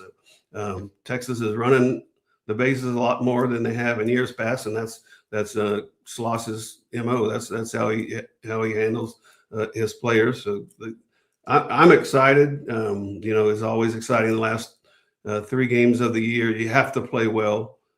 I believe they're going to stay in the top 16, but you want to stay in the top 8. You want to have that regional, and knowing if you win that regional, you're going to have a super regional at home. Things didn't work out last year for them, but new year, new team, and I think they realize what happened last year is not. They don't want to repeat that this year. Right. Well, kind of following up on that, Zeke, like, I don't know if I've ever seen a team. Maybe this happens more than I realize, and I drink too much to have a good memory. I don't know. But, I mean, Texas. Oh, you just wait. Yeah. You just wait. It's going downhill from here. Huh? Yeah. Texas, they're 26-4 at home. Like, they look like a team that can win a national championship when they play at the Dish. And they're 8-8 on the road. They look like a tournament bubble team. I get it, like home field advantage. It's a real thing. It's always easier to play at home, and the turf makes a big difference, I think. But, like, it's so important to get to be a top 8 national seed to not play on the road. Right? I feel like normally it is, but this year in particular, Zeke, because this team looks to be completely different when they're outside of Austin. That's what you're playing for. You're playing for top 8. I mean, you want that super regional. You're going to get a regional, but so now you're playing to be in the top 8 and get a chance to host a super if you win the regional. But the motto in the big leagues is you take care of business at home and play 500 on the road, and that's what they're doing. You wish you would play better on the road, because the next time after the SEC tournament they play on the road could be Omaha. So right. If you take care of business, so they're playing well at home. A lot of those haven't been easy. They've come from behind and big time behind on a few of those, but it's home. And what else can you say? It's the Dish, and people in Austin, fans of Texas baseball, always show up in postseason. So you want that for them, you want that for yourself, and you want to redeem yourself from last year. It couldn't have been a good taste, and you hope it's still in their mouth, and they want to get rid of it this year. Zeke, in your opinion, how battle tested is this group for the postseason? Because you're coming out of an SEC that's going to send a lot of teams to the postseason, and you have to think that with that. I mean, not UCLA, I guess, is who folks are penciling in as probably the favorite at this point. But do you feel that this team, with the gauntlet that they've kind of run through right here, take care of Missouri, win another series? Do you think that with this schedule, with this run, that they're capable and ready? I know we got some questions on some errors in the rotation and so forth, but I mean, Cozart's been great. Do you think that they're ready to make that charge? Yeah, I mean, last year they just ran through the SEC. Really didn't have a problem. And this year they've taken some cut to the chin. They've taken some blows. And I mean, it just this weekend is evident of that. You haven't lost too many only Volantis lost all year. They came back and got clubbed on Saturday and won the game Sunday. So could have given up very easily. I think they are ready. They've like, it's easy just to give up, but this team, I believe, had a wake-up call this year and know what it takes. You can see it. I think they're going to be fine. It is a little sketchy, like you said. Can you get your 3 top starters to go out there and do well each time? Cozart's going to be fine. And now the bullpen, who's going to show up? Who's going to show up? He had Burns show up and have a good inning. I like Cody Howard. I mean, even though the numbers weren't, he went 3 innings and only gave up 2 runs, but he finished the game on Friday, which saved arms for Saturday and Sunday. So little things like that can add up over a weekend, and get Crossland back on track. I think he's had a few games now. and has given up a few games lately. And for a young kid, can he overcome that? Because as you said, guys, the SEC tournament and postseason isn't going to be a cakewalk for anyone. So everybody's got to be 100% and healthy. The biggest thing is health right now for Texas baseball. For sure. Legendary lifetime Longhorn Greg Swindell joining us here. Last one from me, Zeke. Hayden LeFew, I know you as a lefty. I know you're always paying attention to the lefties. I thought that was one of the most positive takeaways from this series at Tennessee. 3 scoreless innings for LeFew. I think he had 5 strikeouts. He's kind of working around a jam or two, but I liked what he saw. Big-time transfer that Texas got. Had some scuffles early on, but it feels like he's settled into a nice role, and it feels like he's a guy that Schloss and Max Wiener can trust down the stretch. Yeah, he's got 2 types. Got a big curveball and more of a slider, and likes to throw it. Hardly ever. He got a couple looking strikeouts yesterday on just fastballs right down the middle because they're waiting for that breaking ball. And that's the key. If he can get the breaking ball over for a strike, it's also a swing and miss breaking ball. But I think I saw on Twitter, Bubba. His nickname is Bubba. When he's being Bubba out there, you're in trouble. Because he just looks, I haven't talked to him. I've never met him, but he just looks like a big country Bubba when he's on the mound. So, and he struts it, and you need that. And yesterday was 3 innings, 1 hit, 5 strikeouts. And the big key for all these guys, though, is walks. I mean, Ruger walked the 2 in the first inning and gave up a 3-run homer. That's so in all the rotations. But LeFew, you're going to have that big lefty who can give you multiple innings. And then Walker, who came in and got the 1 out yesterday. So that's always huge for him. It's the bullpen setting up. I just keep looking at my notes here. And for Casey Borba, I'm going back on the hitting now. Yeah. For as much as he's struggled striking out lately, he hit a couple over the weekend. And now he's tied for 9th all time with 31 career homers at Texas. So give it up for him just for riding the ship and being able to not think about too many of those strikeouts lately. That's awesome. Hey, Zeke, before I cut you loose, I do want to ask you. So we lost Bobby Cox over the weekend, the legendary manager there all the years with the Atlanta Braves. Any Bobby Cox stories or thoughts from you suitable for radio on what was Bobby Cox? Well, he was a great manager, obviously. I mean, 14 straight division titles. As a retired player now, you wish he would win more because those teams were really good. But I played with some guys that played for the Braves, and I mean they would live and die for the man.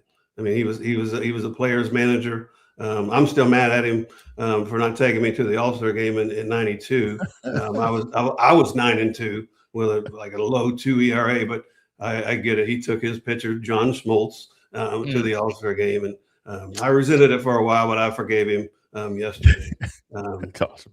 after learning the news. But anyway, a great coach. Any coach that's going to get kicked out that much has his team's back, and he definitely had that. We lost a great one, and just seems a few of them are going lately. I mean, just hate seeing those things. But a great baseball man, and I know every player that I played with who played in Atlanta really loved Bobby Cox. John Smoltz was a nobody. That guy was a bum. Yeah, He was sub 500 at the time, BK. Trash, man. I'm 9-2 with a low 2, like a 2-1. Come on, I had my plane. I was ready to go. Didn't get the call. You should have gotten that invite, and I could tell you I'd rather have you in the booth than John Smoltz too. But maybe that's for sure. maybe that's a conversation for another day. Zeke, you're the man. Always enjoy chopping it up. Next week, we better be talking about a series win next Monday. Otherwise, we're going to have some major questions. If we're not, we might not be talking about a national seed. No, I think you're right there. But as always, appreciate the time, man. Enjoy the week, and Bucky and I will chop it up with you next week. All right, guys. There he goes. Legendary lifetime Longhorn, Greg Swindell. Good stuff. Talking Texas baseball. Great question by you, Double R, asking about Bobby Cox. Yeah, the legendary longtime manager of the Atlanta Braves lost his life over the weekend, and one of the larger than life personalities that the sport has ever seen. You know, the thing about it was because for a long time, the Astros being in the NL, and that was during that run where it was always the Atlanta Braves. But For one thing, back in those days, it was the Atlanta Braves. You got to see a lot of the Atlanta Braves because they were on WTBS. It was like all the time. If you had cable back in those days, you could probably watch the Braves every other day. But it was like I never like had that disdain for the Atlanta Braves because they were like the Buffalo Bills. It was like you could bet that they were going to get to that certain point and then fall apart. But Bobby Cox, I mean, what a character. What a character. I saw, all the videos and retrospects that have been happening the last couple of days where he throws the first pitch out at a Braves game and he walks over to the umpire. The umpire threw him out one more time. It's like just what a character. What a character. And that's baseball. That's baseball. That's how people fall in love with baseball because of guys like Bobby Cox. Great words there from Zeke talking about what was a legendary baseball guy, Bobby Cox. No doubt about it. Hall of Famer. And was doing it for a long, long time. And just a lunatic in the dugout, but a guy who had his players' backs, and you could tell pretty much every single night. Real quick, because, we kind of talked about it with Zeke, but we've had a few people ask today. Like the new D1 baseball rankings came out this morning. The Longhorns did drop a couple of spots to number 6.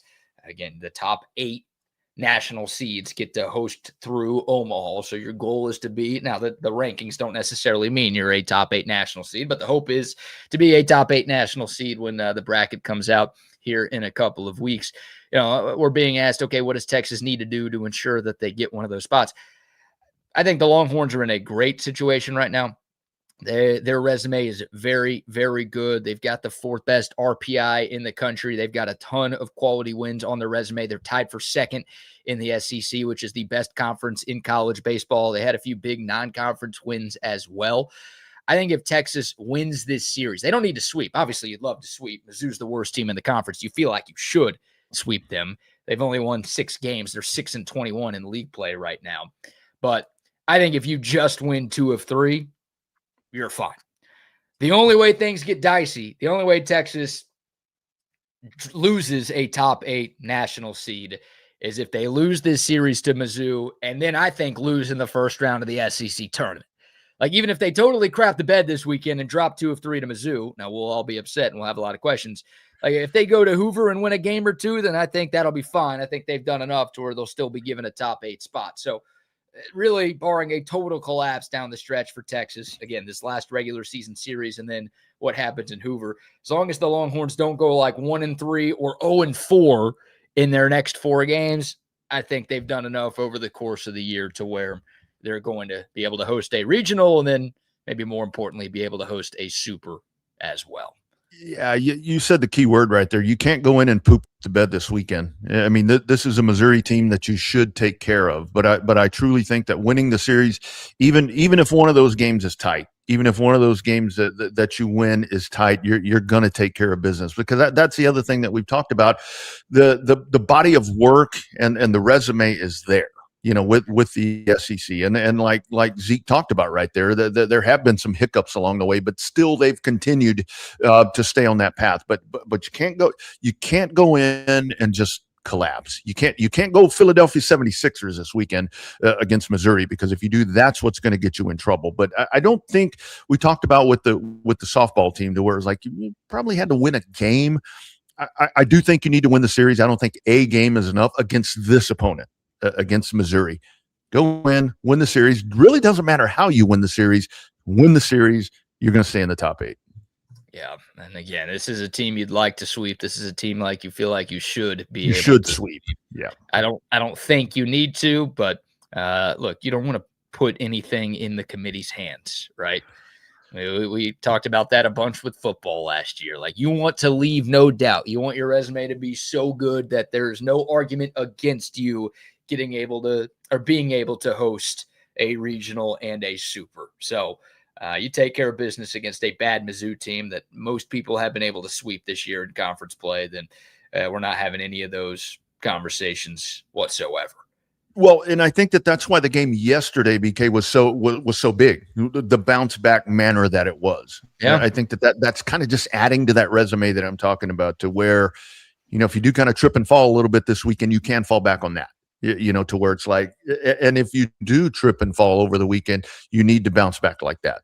So, it seems like a pretty easy concept, but like we say, baseball is just such a crazy game. But it's pretty. You control your own destiny, to use a football term, is kind of what you need to do right here. Just go take care of business. So Slosh is going to have these guys ready. You just come out and take care of business. You're going to be fine. I'm trying to find an updated bracketology on a Monday after what happened in the weekend, and I'm not having any luck right now. I mean, I saw, there were a number of bracketologies last week that had Texas as the number 3 seed, even though they were ranked number 4. They had the Longhorns as a 3 seed, so pretty safely in the top 8. I'm sure they've dropped a little bit.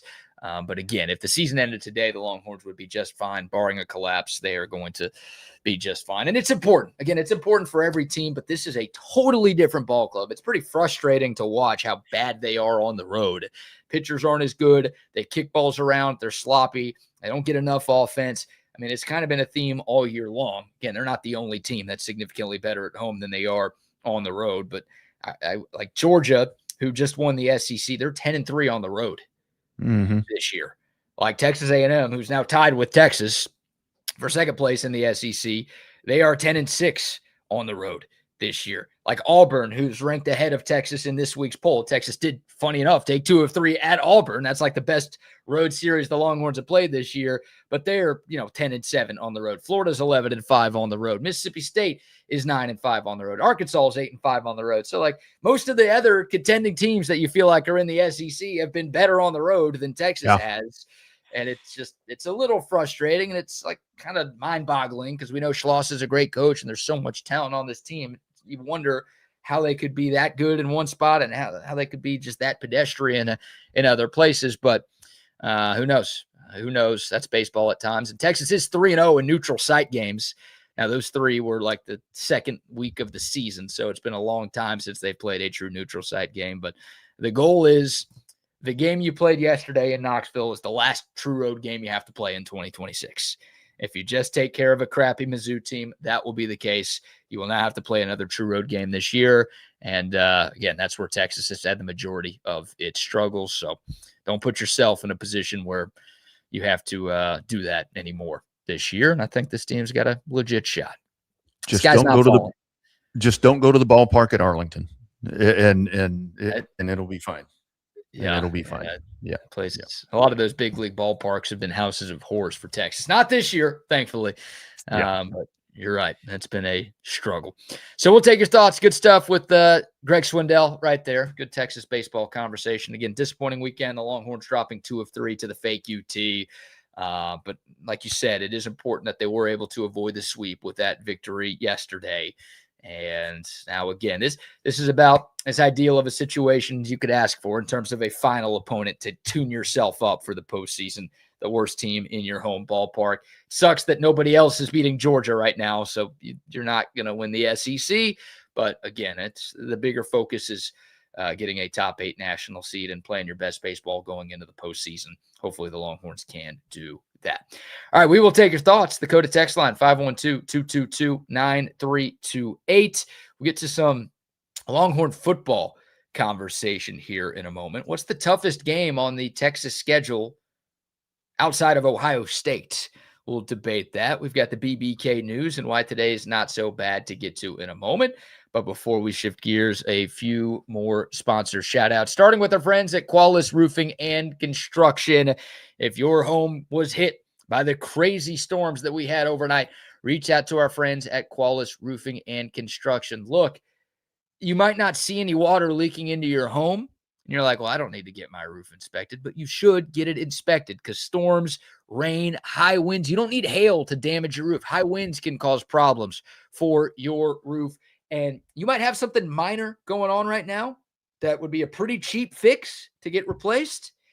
If you wait, you put it off, that minor problem can spread and become a major problem that turns into a whole roof replacement. That's expensive. That's thousands of dollars. You don't want to deal with that. And Qualis doesn't want you to deal with that. They will come out to your place absolutely free of charge to inspect your roof. They will assess any damage done by these recent storms. They will make sure everything's okay. If everything's okay, they're not going to lie to you and say, hey, you need your whole roof replaced. They'll say, hey, you're good. Call us if something else comes up. We'll see you down the road. If you're not, again, you call them, they can fix something quickly that will save you tons of money down the line. And it's totally free. Again, zero risk. And they are going to hook you up with a Texas Longhorns t-shirt from our friends at Sue Patrick just for getting your roof inspected. QualisGC.com. They're the best in the business. Tons of 5-star reviews online. They do residential. They do commercial. They do everything. They've been around, and they are going to stay around. Qualis Roofing and Construction, or you can give them a call at 512-257-0033. Also, a shout out to McCall Custom Homes, ATX. Mike McCall, Double R, fantastic guy. Absolutely. They do tremendous work. And, if you want to upgrade your home, kitchen, bathroom, outdoor space, you want to add on to your space, McCall Custom Homes, they're the people to call. Yeah. And here's the other thing about Mike McCall. Quickly on Qualis. And here's the reason that you make that call and reach out to them, because I guarantee you it's happening right now. With the hailstorm last night, the door knockers are out. Oh, yeah. And they will tell you need a roof replacement, even if you don't. And when they do a not so good job, they're gone. Fly by night. Boom. Fly by night. Watch the door knocking this week. But Mike McCall, a couple of weeks ago, had an AC, just quit cooling. Called him up. He said, call this guy. 2 hours later, that dude came. The house was cool. Man, McCall Custom Homes. The trades are unbelievable. The service, the work, everything that you get right there. 512-633-9580. Galleria Projects at McCallCustomHomesATX.com. These folks have been in the Austin area for 4 decades. Again, local. You notice the people that we talk about on this program, they're local because we put their trust in them, and you can do that too. 512-633-9580. McCallCustomHomesATX.com. If you talk to Mike, ask him for some golfing advice as well, because he's pretty good at that as well. Whatever you're looking to do. If you need a new home, they'll take care of that for you also. But if you've got an older home, invest in that thing. Add value to it, because that's what McCall Custom Homes does. As they say, we add value to your home. Check them out today. It's Mike McCall and his crew. Well done, sir. McCall Custom Homes. I think Mike will be playing in the Mullet Open coming up on Friday. And I think I'm on your team this week, Double R. Do you know this? I was told that I was playing. I didn't know who I was playing with. Oh, man, they're in trouble now. I think it's you, me, Wags, and one of Wags' Marine buddies. And RIP to the golf course, and RIP to everybody else out there at Lost Pines Resort this weekend. The 4 of us together, that could be dangerous. I have to tell you, so the weekend of the NASCAR race at Texas Motor Speedway, I played in the Speedway Children's Charities golf tournament happening out there at the Champion Circle in the fine in the ritzy part out there. Finished 5th in the tournament, shooting minus 12. I was the D golfer. We had a ringer. This dude rolls up. He's driving off the tee 300 yards. I made 2 putts. We used 2 of my putts. So, but yeah, we got a little trophy. I'm like, do I deserve this? Hey, when you are the D golfer, your goal is to have just 1 or 2 shots that you can use, right? You're not there to carry the team. You just want to make some sort of contribution, some sort of impact. And it sounds like you did that, sir. So well done by you. Well, the other contribution that I made was anytime that especially for the scratch golfer, for the ringer that we had, it's like, need a beer? I got you. I got you. That is the most important role on the entire team, I think. So way to go by you, sir. I like that. Yes, sir. All right. Well, I'm having a much more difficult time than I would like finding the 2026 Texas football schedule here to screen share. Everything's got to be on Facebook. Here we go. We're killing time here. Shout out to McCall Custom Homes. Okay. I want to ask you this question, Double R, and I might ask Bucky this later this week when he's back on the show. But what is the most difficult game on the Longhorns 2026 schedule outside of Ohio State? I think most people would argue the Buckeyes are the toughest team that Texas has to play.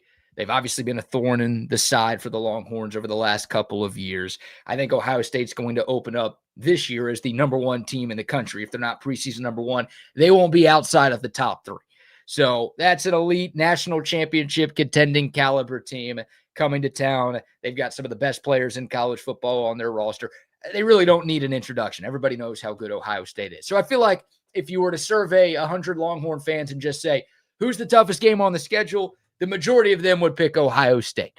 So we're excluding the Buckeyes from this conversation. The other 11 regular season games that the Longhorns have, in your eyes, Double R, who is the toughest other game for Texas this fall? Well, you know that the Buck is going to say game one. You know he's going to say Texas State. That's the one that he's worried about right there. Yep. Those Bobcats are going to come in and you start 0-1. That's Bucky's biggest fear. I'm going with LSU. Okay. And that may be, Lane Kiffin, first year. Look, man, this dude's a master rebuilder. He's got a quarterback. I think this defense is going to be really good. I wish that the LSU game was a little bit more forward in the season. The fact that you're getting them that late, the early stages of November, I think that's where you're going to have a team that is a little more acclimated with the new systems that are going to happen right there. And I'm just going on the body of work of, say what you want to say about Lane Kiffin, but what he did at Ole Miss and now in this transfer portal area where you can go in and Sam Leavitt coming in at quarterback, you're going to have a pretty good blueprint and framework built there in Baton Rouge. And then on top of that, the atmosphere. I mean, that better be a night game, right? I mean, that is just going to be unbelievable. I don't know what LSU's record's going to be going into that. I think it's going to be pretty good. I think they're going to be a contention for the SEC. But, man, that LSU game, I'm not so much worried as I was last year about the Arkansas thing to where, sneaking up and a sleeper and all that. I think Texas is ready to win those games. I don't question that so much. Now I just wonder about going against Kiffin and LSU. Man, that one scares me. That one scares me a lot. That's fair. And I honestly think the majority of Longhorn fans would probably pick that game. I mean, LSU, they've got Lane Kiffin, who we all know is a really, really good college football coach. They added the #1 transfer portal class this offseason. Not only the best portal class in this offseason, but the best portal class of all time. Now, they had to totally overhaul their roster because of the coaching change that they made. But this is not your typical rebuild. This was a reload in year one for Lane Kiffin. So the expectations in Baton Rouge are going to be high. And I'm with you. I think you bring up a great point. The fact that game is in November, third to last game of the season, game 10, you'd rather play that one in week 4 or 5 than that late in the year. Maybe while LSU is still trying to figure it out and Lane Kiffin's still trying to establish something there. Late in the year, you feel like LSU is probably going to be playing their best football. That atmosphere is going to be absolutely insane, and that will not be an easy game to win. So I like that pick. It's funny. If Texas hadn't kind of dominated A&M and Oklahoma the way that they have the last couple of years, probably make a case that one of those two is the toughest, right? Because I think OU and A&M are both going to start the year ranked ahead of LSU. I think definitely Oklahoma. I'm a little lower on A&M this year because they've got a tougher schedule, and I think they lost a lot, and I'm not quite sure. But Oklahoma, I think, has a better chance to make the playoff than LSU does this year. I would say A&M maybe slightly does as well. And you obviously have one of those games in Dallas at a neutral site and one of them also on the road with A&M on Black Friday to end the season. But because Sark has had Mike Elko's number these last couple of years, and because Sark has had Brent Venables' numbers, I mean, in a big way the last couple of years, and 3 out of the last 4, I'm not as concerned about those 2 games as maybe I should be. I feel like the Longhorns have the edge in those matchups, which helps a lot. So I'm kind of with you on the LSU one. I'll throw Ole Miss a bone here. Thankfully, that game is at home. It's a very good Ole Miss team. I know they've got a new coach, but of course it's the same guy, Pete Golding, who was the interim dude who led them to the college football playoff semifinal last year. And it's not like Pete Golding has no idea what he's doing. He's been an SEC coordinator for a long time, so he kind of knows the lay of the land. Tobago Chambliss is one of the best quarterbacks in college football, and a dual threat like him can give any defense some sort of problem. So I'd maybe put Ole Miss in that conversation as well. But I think LSU's the right answer too. I'm making case for a bunch of other teams, Double R, but I think you hit the nail on the head with going with the Bayou Bengals. Yeah, I'm sorry about that. I didn't mean to step on you there, but the Ole Miss really is the one where I talk about, like last year when I talked about the sleeper game with Arkansas and the different things. honestly, and it's weird to say this about a team that made a college football playoff last year as kind of being a sleeper that could sneak up on you at home. And that definitely is Ole Miss. I've seen some folks talk about Florida again, where, well, last year, well, this isn't last year. I truly believe that when Florida comes to DKR this year, I mean, I think Texas just, I'm not going to say they're going to run them off the field, but I mean, you come in and that's where you use that as the motivation last year of what could have been and so forth and so on. And Florida to me is not anything that factors in right there, but it's LSU. The Ole Miss game does kind of linger right there, especially with Trinidad Chambliss coming back. I mean, you've got, and Pete Golding. Yeah, I know he's never been a head coach, but you know, he stepped in and guided a ship that was in a lot of turmoil. So they're battle tested, if you want to call it that. So you can't discount them. They're not going to go away. And that's the thing about Florida. It's like if Texas had beaten Florida last year, like they should have, like they were supposed to, then maybe that's one where you really circle on the calendar and you're like, okay, it's between Red River and Ole Miss. Mm-hmm. The Red River game needs no explanation. Ole Miss is probably going to be a top 10 team coming to town on October 24th. It's like that's your game against a first-year head coach, a team that went 4-8. Florida's talented. They're always talented. I mean, they're where Texas was under Charlie Strong and Tom Herman. They just need the right coach to maximize their talent. But they always recruit well. They've got money. They spend a lot in the portal. They obviously kept a lot of their key guys from the last couple of years. If that was not a game that Texas had lost in 2025, I'd be like, watch out for that one. But the Gators are going to have the Longhorns' undivided attention. I know it's, again, coming off Red River. That's a physical game in Dallas every year. There's so much emotion that goes into that one. But because that's the one that kept Texas out of the playoff last year and the Longhorns got absolutely embarrassed, I think the Longhorns are going to be out for some revenge. And that's not a trap game situation that I think about.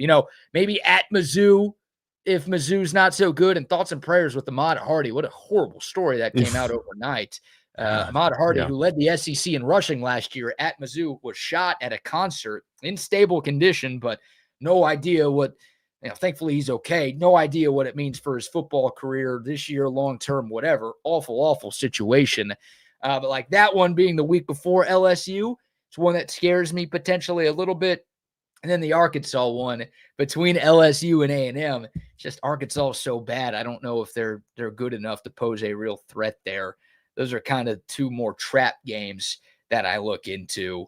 But LSU I think is the one. There's not really any easy games in conference play. Mississippi State at home and Arkansas at home are probably the ones that you feel best about right now. But in this league, you take your foot off the gas against anybody and anything can happen.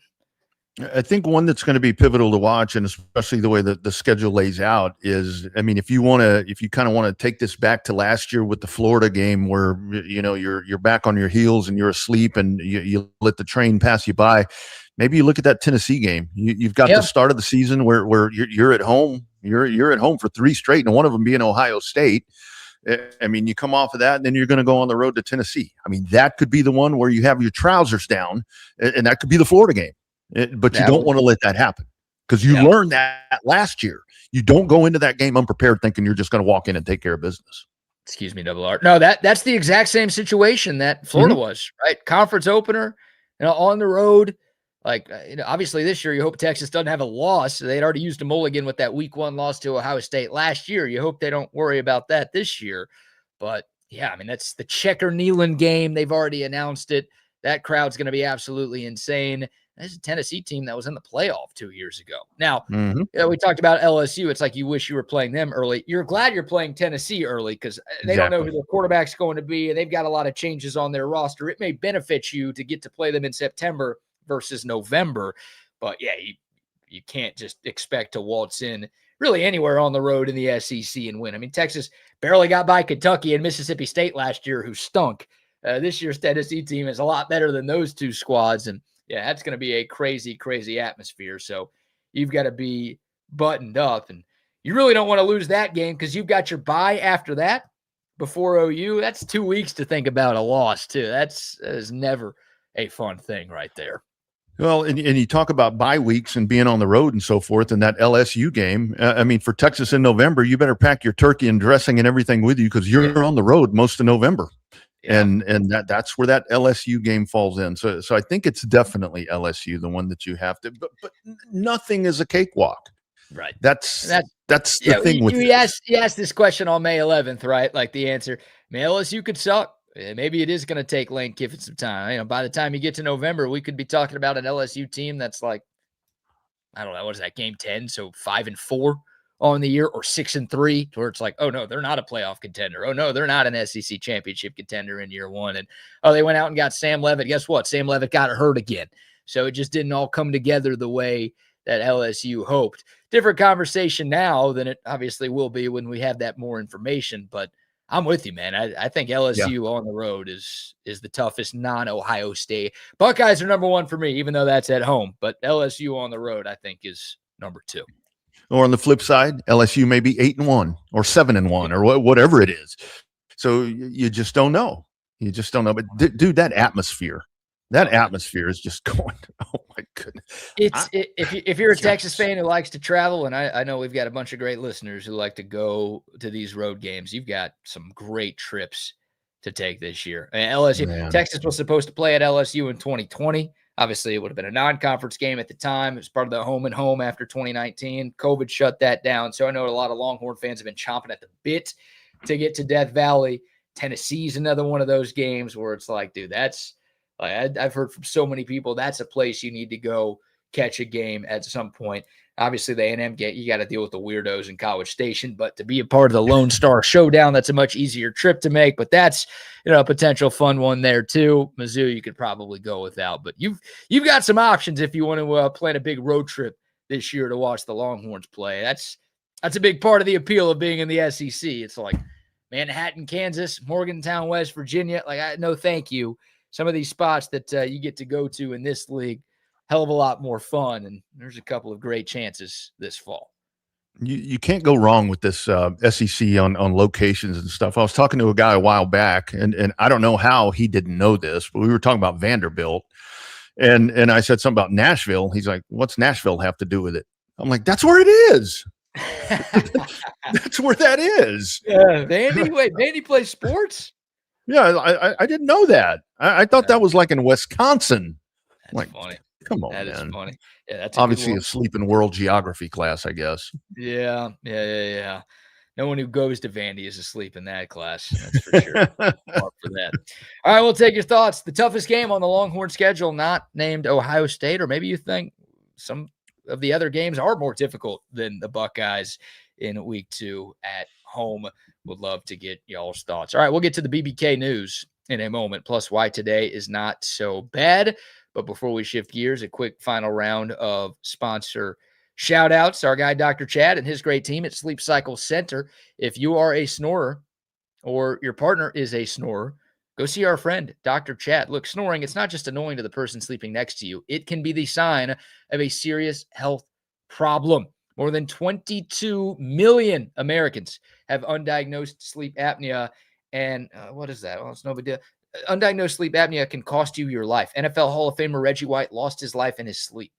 Dr. Chad at Sleep Cycle Center lost his own father in his sleep because he didn't take care of his sleep apnea. That's why Dr. Chad is so passionate about fixing these sleeping problems so you don't have to go through something like he went through. State-of-the-art technology. It's not just CPAP. They've got mouth guards. They've got a couple of other things that they could do to make your snoring and all of your other sleeping issues go away forever. Plus, free consultations. If you're a listener of this show, $100 off an at-home sleep study. You don't need to go to some crazy lab and spend the night there. No, they'll test your sleep in your own bed, and you find out what's wrong, and they will tell you how they can fix it. SleepCyclecenters.com.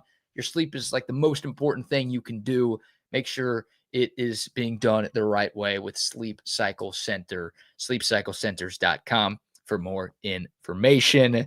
And also some love to our guy, Matt King. We spoke to Matt on Friday's show, therideproject.com. He's getting going in just a couple of weeks, biking 2,000 miles across the country from Mexico to Canada, all to raise $1 million for communities all across the nation.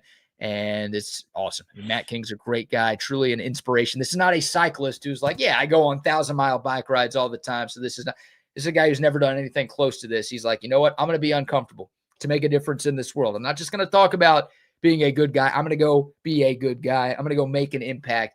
2,000 miles over 13 days. And again, raising $1 million for folks who need it all over the US of A. TheRideProject.com to learn more and to donate. Go support our guy, Matt King, and this great mission. All right. Double R, the BBK. Hey, can you imagine you and I? Can you imagine you and I doing that ride? Remember when we tried to do the walk? Yep. Yeah. St. Jude walk. St. Jude walk. Yeah. Which was what, a 5K? Yeah, 3.1 miles. And we were like, we didn't run at all, exhausted. for the record. We walked the entire way, and we were both gassed by mile 2. Speak for yourself, youngin. I was gassed by quarter mile. Like looking around for mile markers, like we got to be at least halfway, right? And it's like, now you're half a mile in. So and the girl's gone. Your girl's gone. We're like, where'd she go? Yeah. She's like at the finish line. Waiting. Yeah, not waiting for you losers anymore. We were near the back of the pack on a walk. So yeah, you and me combined would not come close to being able to complete a 2,000-mile bike ride. No doubt. One guy doing it, very, very impressive. All right, the BBK news here to wrap up a Monday show. You know, we celebrate love on this show. And yesterday was Mother's Day. We celebrate the moms, the mothers of children, as Mike Gundy. Mother of children. Thank you, Coach. You know, we've talked about some interesting baby names over the years. Look, it's a big deal to welcome a child into this earth. It's an incredible moment to have a kid, especially when it's your first kid, right? That is something worth celebrating. So congratulations are in order to Charlotte Hornets guard LaMelo Ball. He and Anna Montana, no, not Hannah Montana, a.k.a. Miley Cyrus. You familiar with her work, sir? Millie? Yes. Yeah. I've seen her legs. Yes. Yes. She grew up well. Hannah Montana. This is Anna Montana, who is the partner of LaMelo Ball. They welcomed their first child into the world over the weekend. And, well, the name of their son is LaOne. Like LaMelo is L-A, capital M-E-L-O. Their son is LaOne, L-A, capital O-N-E. Come on, man. I saw that posted on Twitter yesterday, and I thought it was Centel. I thought it was a bid. I thought it was fake. Like, hey, someone's just – wouldn't it be hilarious if LaMelo named his kid LaOne? Like, let's just start that. No, that's a real thing. LaOne is the name of LaMelo Ball's first kid. Man, I would, it's one that people are so full of themselves, you know, when it comes to these type of things. And it's like a lot of names you said, this is just some dude that really, he loves him, as Terrell Owens once said. It's one of those things where it's like, you just, I mean, get past that. I mean, I'm more because, you know, when you name a kid, a lot of it's like, who's famous? You know, for a long time, all the kids were named Noah. And like right now, all the kids are named Sabrina. Hell, if I had a daughter now, for one, it'd be a miracle, but she'd probably be Sabrina, you know, because that's the way those goes. But these people that name the kids like that, of course, then there's other names where it's like, they must have been half crocked when they LaOne. Well, let me ask you this, because you talk about being full of yourself. There's an argument to be made that if you name your kid your own name, like Junior, the third, the fourth, whatever, like that is incredibly selfish. George Foreman, didn't he name all his kids George? I guess that's an extreme example because there's like a bunch of Georginas out there and they all have the same name, which is literally the dumbest bit of all time. But what's more selfish? LaOne, because La is only half of LaMelo's name, so he didn't go LaMelo Jr., but he obviously kept part of his name. Is that more or less selfish than a LaMelo Ball Jr. would have been? I would have definitely gone with the junior for one thing. I mean, I think it just, I don't know, I guess it kind of flows a little better, you know, a little mellow. I mean, I don't know, but the junior thing's always been interesting to me, where I think if I had a son, I would have probably gone more with maybe my dad's name, maybe utilize my middle name, or something like that. But I'm not a big fan of the junior. I'll be real honest with you. I'm not a big fan of the junior thing. So you could have been Mark Jr., Mark Kellner Jr. Yep. How would you feel if that was your name? It wouldn't bother me at all. Yeah. I love my dad. My dad's awesome. So being named after him would be cool. But I'm usually like anti if I ever have a son, he's not going to be Brad Jr. Like, I do think that's a little full of yourself. Now, look, if it started before you, then you're just kind of following a family tradition, then okay, so be it. Like, I respect that, honoring your lineage, honoring your heritage. But yeah, if you're the guy who's like, I'm going to start this, I'm going to be the one, I got to carry my legacy. Just having a kid isn't enough. My legacy needs to be felt with my first and last name after I go. So that's pretty selfish, in my opinion. You're entitled to do whatever you want, your kid, your child, but to me, that's a bad bit. But I'll tell you what, I sure as hell hope there's a La2, La3, and La4 coming here. Like, is that what you have to do right now? Because I know, again, you're talking about junior, the third, the fourth. That's typically generationally. It's not siblings. But if your first kid's La1, the number one kid, are you going La2, La3, La4, so on and so forth? I think that's the path. I can't wait till there's a girl because I know dudes that where you take a dude's name, like Rodney, and then you have a daughter, Rodnita, or something like that. I mean, when you get a female in the mix, a young girl, that's like, how do you tweak that one around? And I would definitely not do that. I mean, just call it Betty. I mean, anything, right? Well, the girl is Anna Montana, ANA. What if they went Hannah Montana? Because it sounds similar to the mom, but it's not exactly the same. And no one else has ever had that name before, right? Hannah Montana, that's available. Now, see, that's where this gets interesting because this makes sense. How about Lana? That's not a bad name. Lana. That's Montana. But you know what? That makes too much sense. That doesn't pop. You know what I mean? Lana, just Lana. And there's lots of Lanas in the world too. It wouldn't be, La1. Are there a lot of Lanas in the world? Well, my age. Well, probably most are deceased now if they're my age, but I knew a lot of Lanas. You know what I mean? La1. Well, I guess if they stay together, I don't think they're married. I think it's partner right now, LaMelo and Anna Montana. If they stay together, I don't know if she'd take his last name. So like Lana Montana, it'd be Lana Bull, perhaps. If she took his name, maybe she does. I don't know. But La1 Bull is the name. I feel bad for that kid already. He's going to get bullied. Now, his dad's a great NBA player. He's going to be rich and well off, and hopefully the parents are good. But that's a tough one. La1 Bull right there. That's just you're being put on a pedestal already. La1. Yep. La1. Quick question: did Diana Rossini get to celebrate Mother's Day yesterday? Was that celebrated in her house by her kids? Do we know? Are those her kids? Well, yeah, they're her kids. I definitely maybe not her. Her kids. That'd be a major twist if they're not her kids. I would think that Miss Rossini probably her kids are young, aren't they? They probably don't know, but I would hope that her husband didn't bring her breakfast in bed. I'm assuming she didn't get breakfast in bed, and she was out on her own. But the other part of this is we don't know what kind of lives these people live. Hell, they may have all been celebrating Mother's Day together. The two couples. You just never know, man. People are. You never know what goes on. What did Charlie Rich sing in that country song? Behind closed doors. You never know what's going on. See, that's a reference for the FM station right there. Behind closed doors. Yeah. Well done there, sir. I don't know. Random question I had. And then last but not least, why today's not so bad.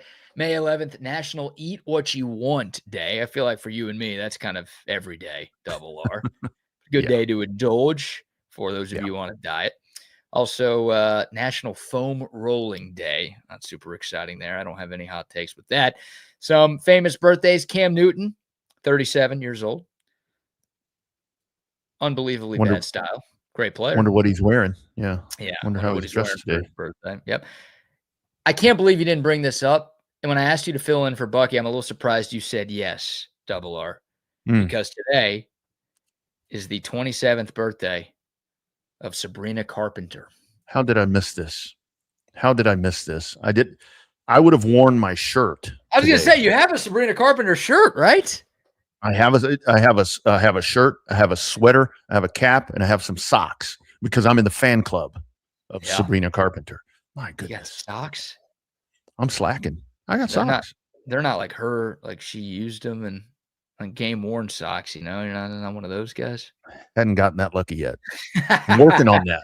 Yeah, you got to go sit front row at a concert and see if she'll throw them out to you or something. She's 27. Wow, another Disney kid that done good.